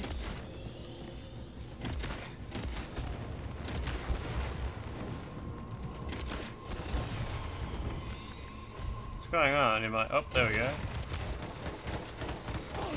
Yeah, get him. Oh, he's still there. Oh.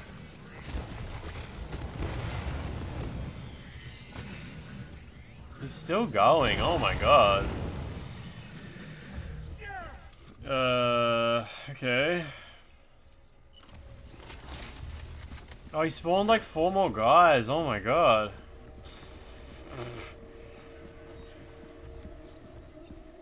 Yeah, I ate one of those lollies. It only gave me like 10 health though. I can see a couple on the ground.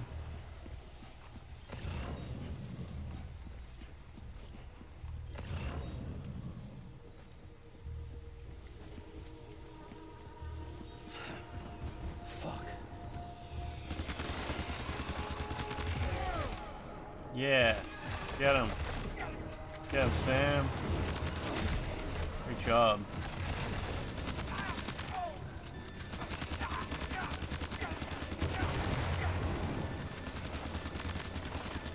Oh.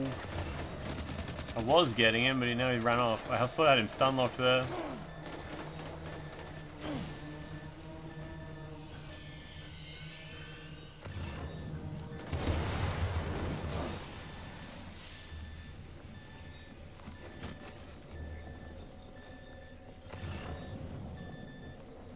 So I have to go find a thing to eat, I guess.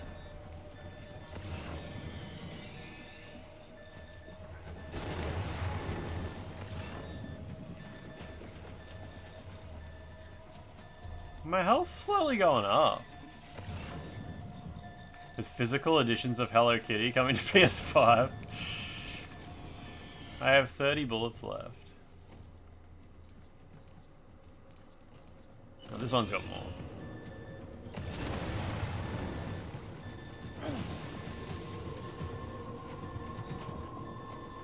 God, I can't see shit.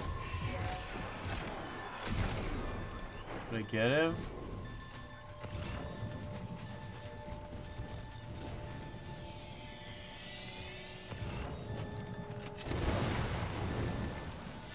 There's also a blood bag that spawned down there. Veeth tablet, how you going? How you going?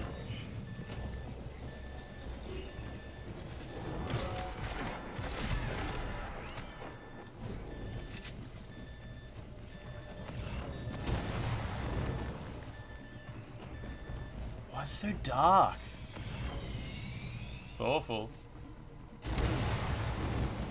Oh, fuck. That killed me? I don't know, man. Fuck me. I just got like a random fucking mortar hit me or something like that.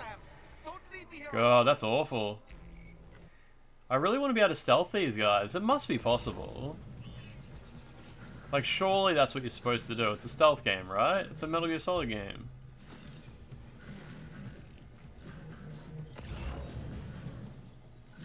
How about take off your backpack? There we go.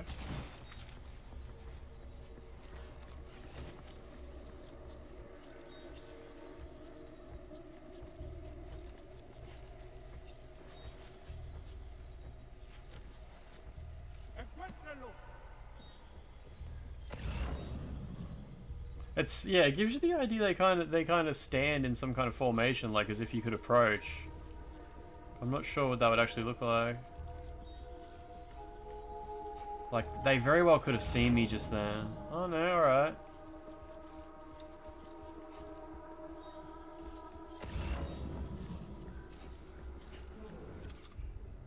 I have 25 bullets. Can't pick that up? Okay. Can't you, like, grab it and then press right on the D-pad? Yeah, there we go.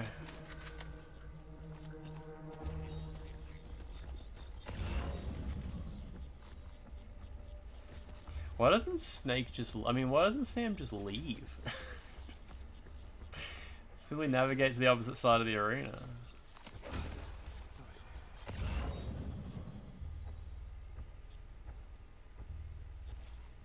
You like this bit? I assume you weren't playing on brutal difficulty. Because it's really hard to appreciate anything.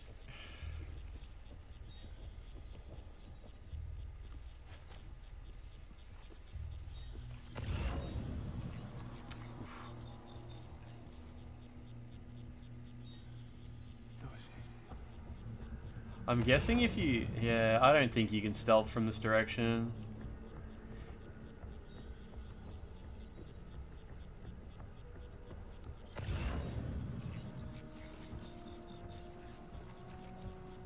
Yeah, they're kind of all looking in this direction.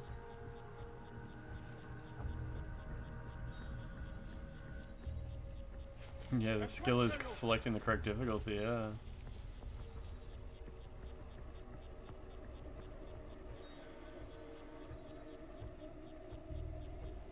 If you kill the main guy, do you reckon all his buddies just pop and the next wave starts?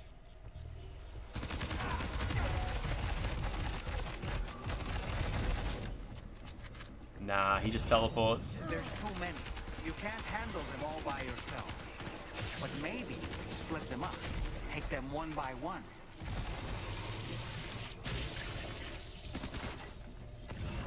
I wonder what he means by split them up. Like, if there's a tool I can use to lure them in one at a time, even when they're all aggroed or something like that. Ooh, there we go. I don't think I didn't bring my backpack with me because I was planning on stealthing these guys. Oh, I have grenades on my grenade pouch though. Yeah, am I dead? Oh, I'm not dead, okay.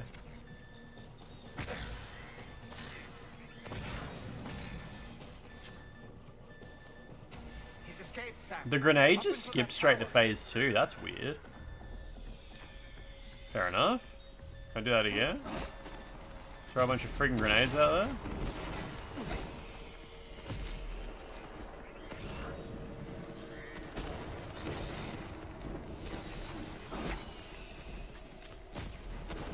Oh, that didn't even hit him. Okay.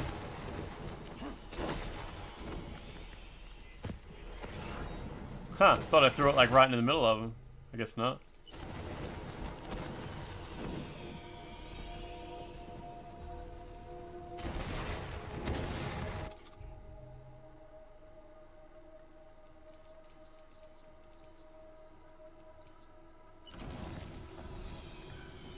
You can throw so far.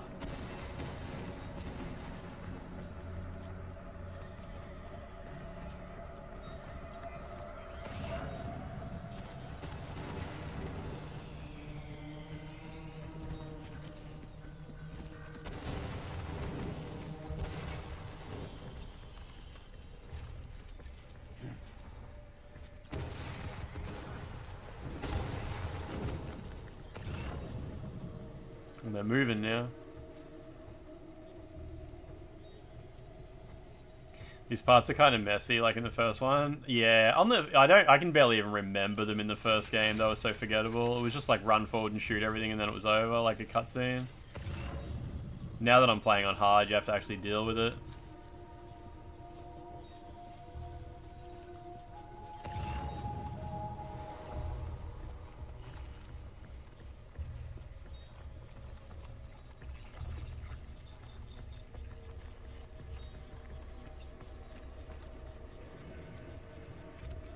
Do I have to manually equip my strand, or will he just get it out? He just gets it out, okay.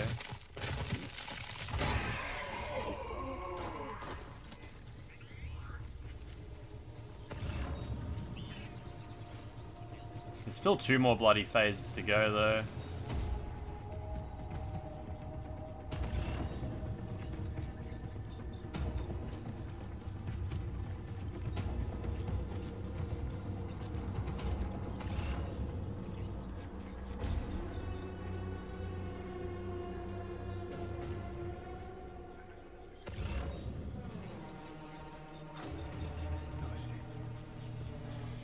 You can't mark them.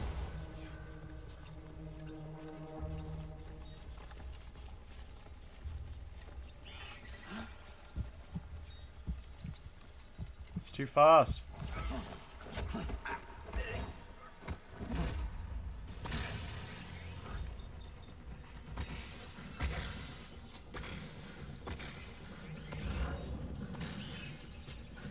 He's too quick. Must have gone up to the roof.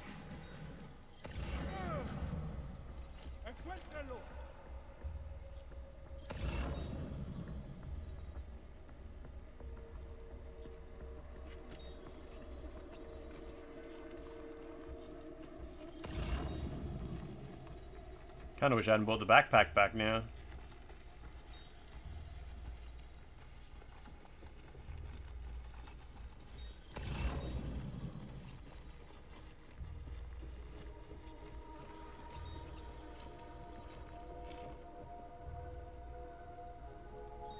In the original one, if you stealthed Cliff, you had to kick him a bunch and he got back up. At least you get a reward this time, yeah.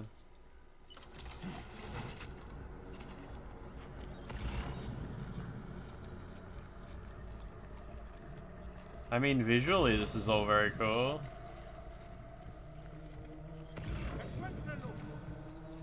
Sam, might it be worth getting up close and personal with them? Dude, I'm trying. Distance may only make it easier for them to target you. Maybe there's a way to infiltrate that building they've garrisoned.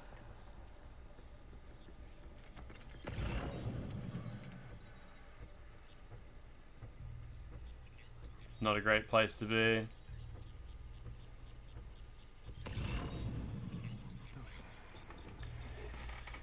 Oh yeah, there's no mortars. That's a good point.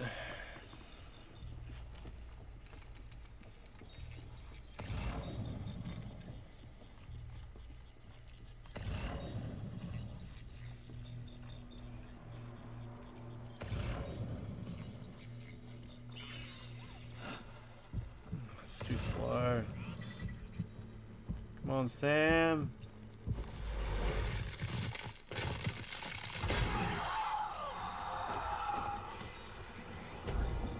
Did that one just see me?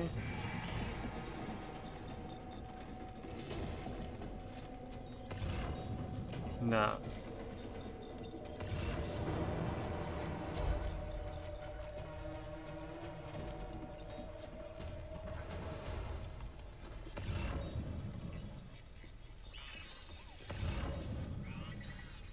I don't like this.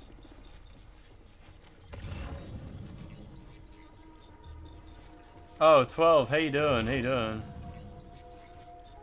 I can't read those words right now.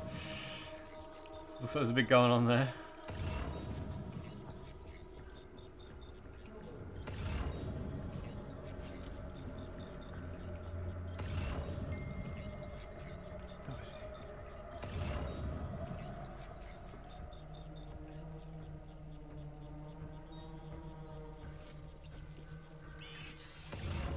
Don't need to read it? Alright.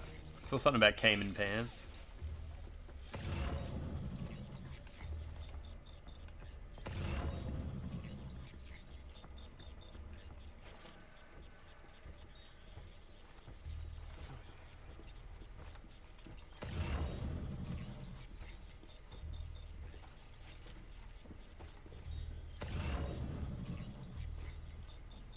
I'm flinging around.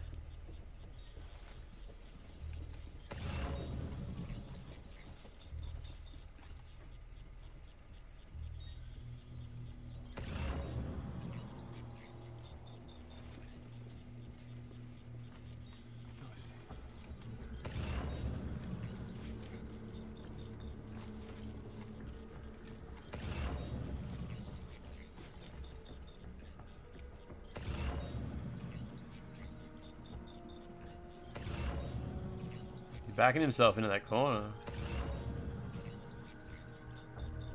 What the fuck?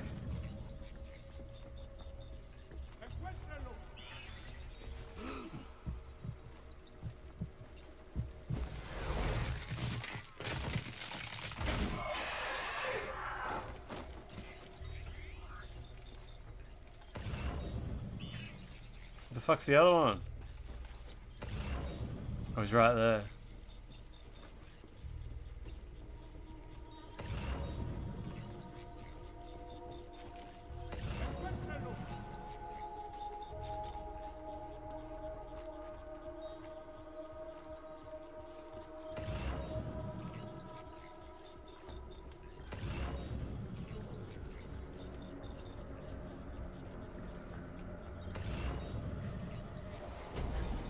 It's not very stealthy up there.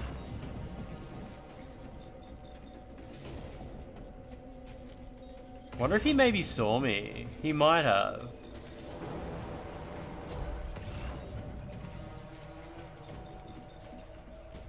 I think he did. Oh shit, this is a dead end. Oh, there's windows.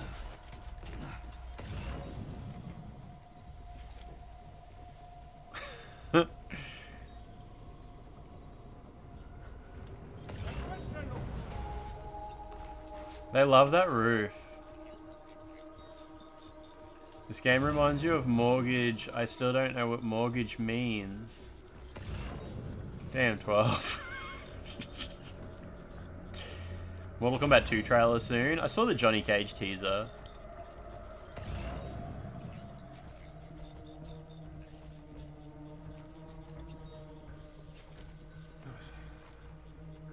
This is pretty bad.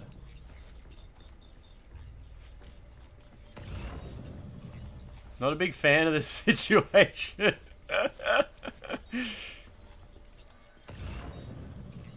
Oh, the trailer dropped right now, did it? The Mortal Kombat 2 one?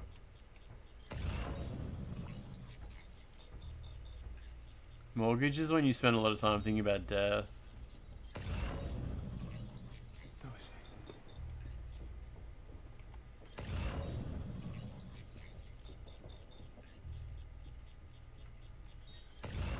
You think I'm fucked? No, no, no, no, no, no, no, no, no. This is all good.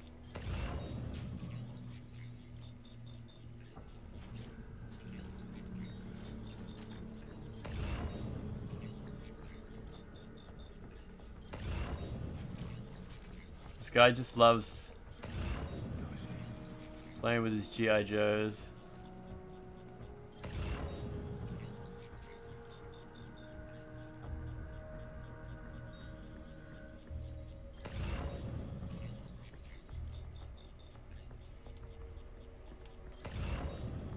They have no idea I'm here. It's not like my character and their brain share a stick of RAM or anything like that. Fuck. Fuck me, Sam, you are so wobbly. Why is the other guy standing up now?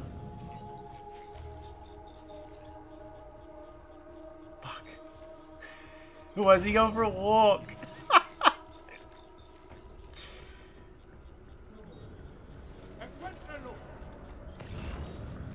Yeah, go find him. Fuck me. Ugh.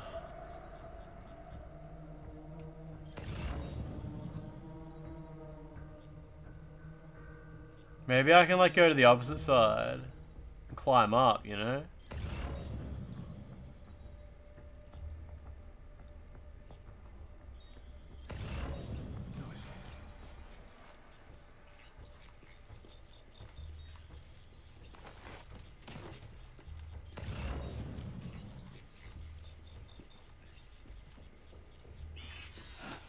Oh, fuck me, that was pretty good.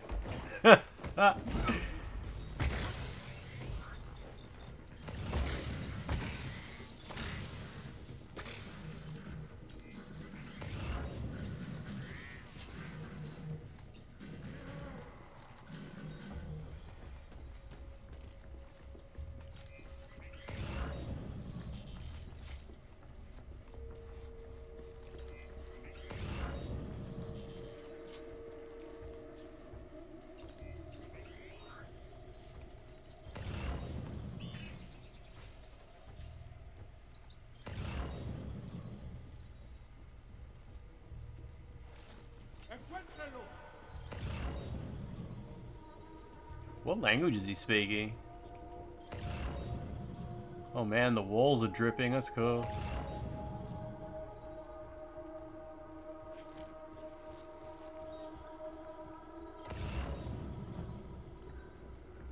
Esperanto.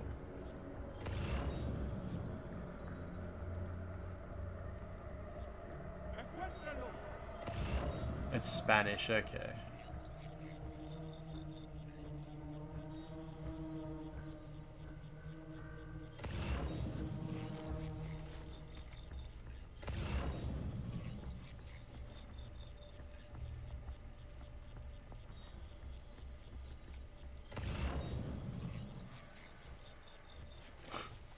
Well, what the hell? Is this about Sony?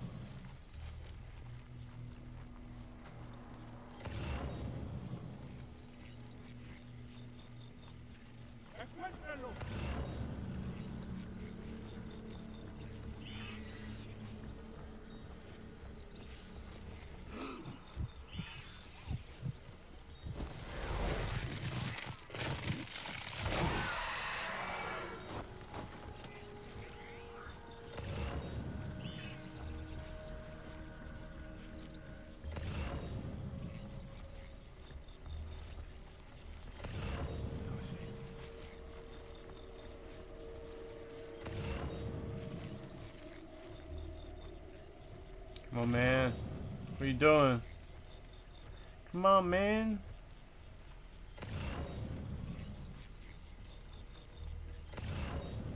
My L1 button's gonna wear out before this man turns around.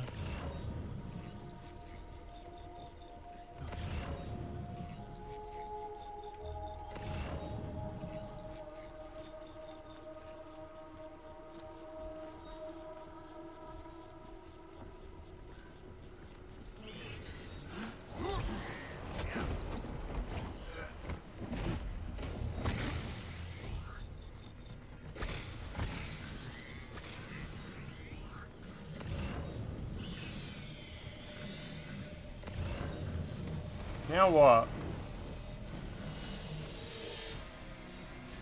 Is this a celebration? Is this why there's fireworks? Is everything good now?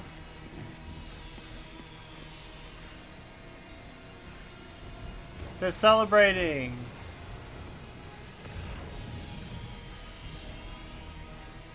It's a big hooray!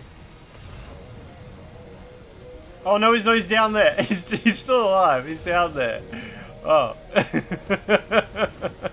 Why is there mortar now? I did a good job.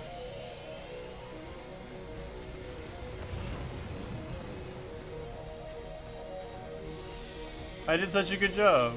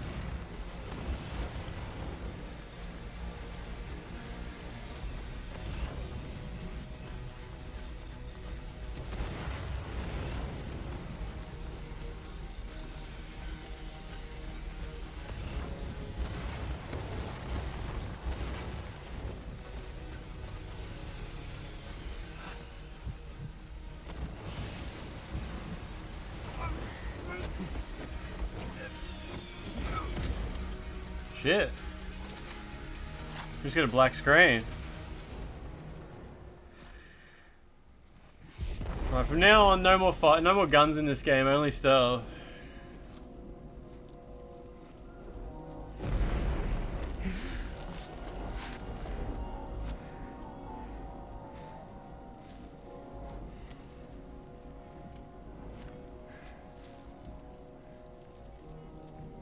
Oh, his suit changed just like Cliff's did. Did he say Nirvana? Is he implying this is some sort of realm for the enlightened?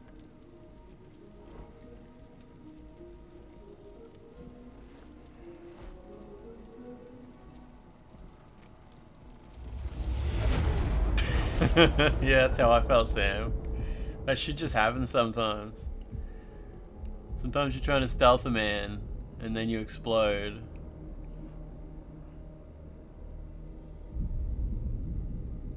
There's a lady.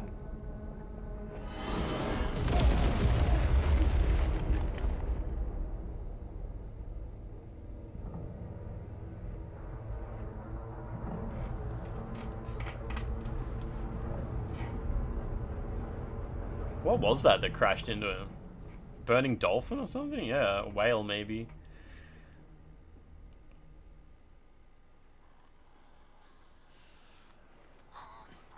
There's a fucking... What was that? Oh, there's Tasmanian devils? There's Tasmanian devils. That's so fucked.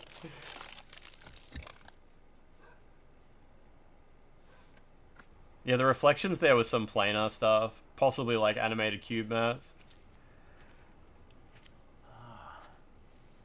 It's her, isn't it? The girl from before? Yeah, the Tassie Devils, yeah. I have no idea what just happened, but we should probably take her back to the DHV Magellan, huh?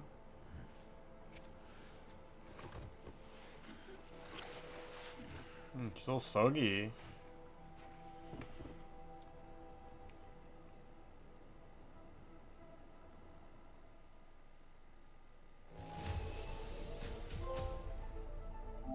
Complete episode 5, okay. Yeah, that's a Tassie Devil, the one that's like blah, blah, blah, blah, blah, and spins around. That's the guy, that's the guy. Good stealth.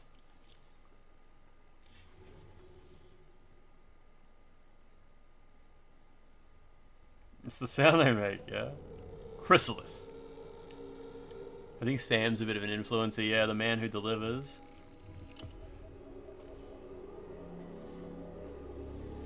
Yeah, Tassie Devils in WA doesn't sound good for the environment.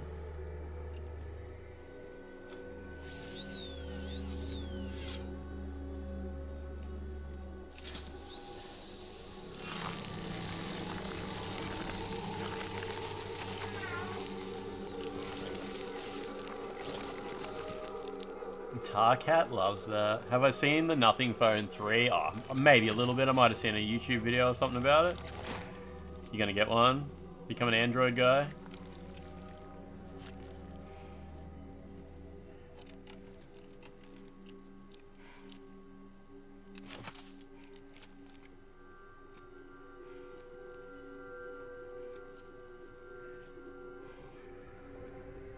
She got squid marks. Oh, octopus marks.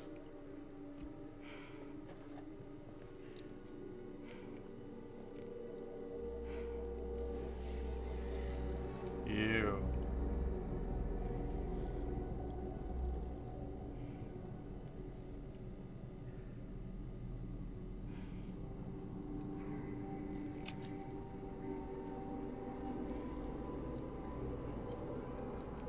Skid marks. Put this on the pimple popping subreddit.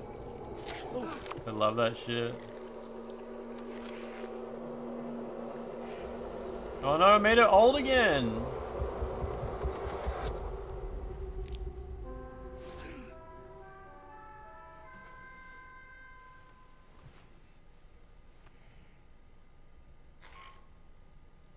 Backpack lost.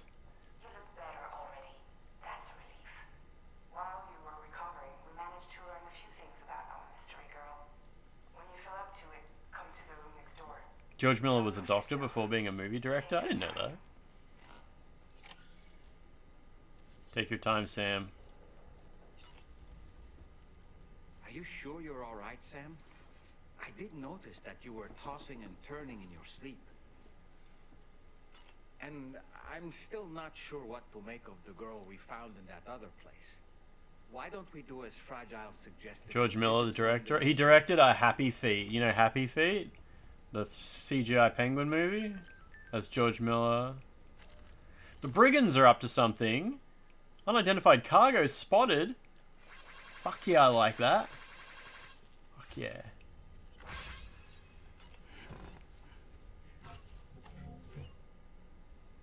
He directed Babe 2, I didn't know that.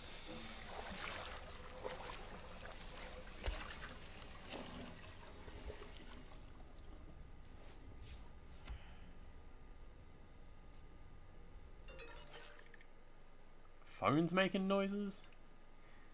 Pinot ones. Deliveries are going good. We just had a whole friggin' stealth ordeal I had to deal with. It was pretty intense. Trying to use the guns was hopeless. I feel like if I was a bit more confident with like the controls, like being able to quickly switch between items and weapons and stuff like that, I could have done some more clever approach to it, but managed to get through okay.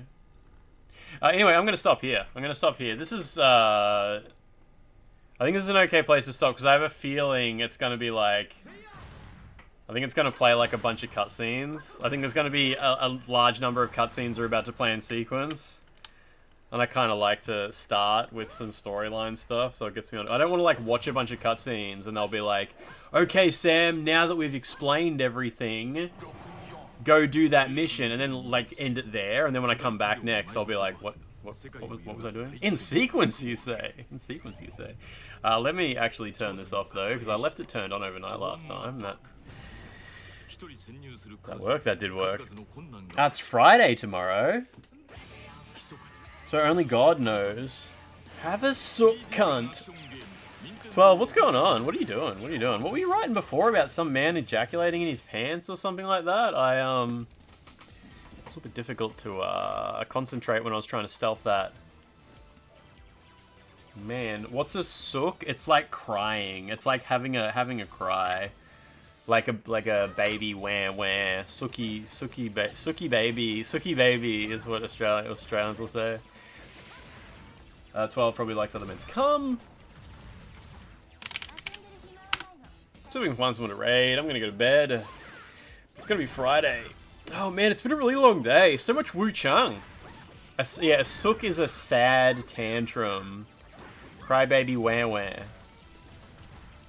wah. What the fuck? Sorry, Ain Run is Cracker Wobbly. Ain Run is doing parry only no hit speed runs of Expedition 33. Wait, did that raid not proc? What the fuck? How did I do that? How did I write /raid? How did I even do that? That's kind of impressive. Not playing the Donkey Kong Ahegao game? No, I'm not. I'm not, unfortunately. Anyway, let's just do a nice little bold raid for Ain Run. That's always fine. Whoops, I gotta do that properly. Bold. Maybe, yeah, I think I might have just had a space sitting in there from when I accidentally tapped the keyboard while I was doing stuff. We'll just hit him with a sensible bold raid. That's fine. You're about to recommend you raid Lord. He's missing a shirt. Jesus Christ. Maybe I'll have to stop by there in a second. Anyway, I'm gonna go to bed. It's gonna be Friday tomorrow, so we'll probably just play some PlayStation 2. Probably, unless something weird happens, you know. Just a nice way to see out the week. Play some Guess the Game. Maybe actually finally play some Framed. We'll see. We'll see. We'll see. Normal day. Normal day. Into a normal weekend. It'll be good. Right, everybody. I'll see you later. Goodbye.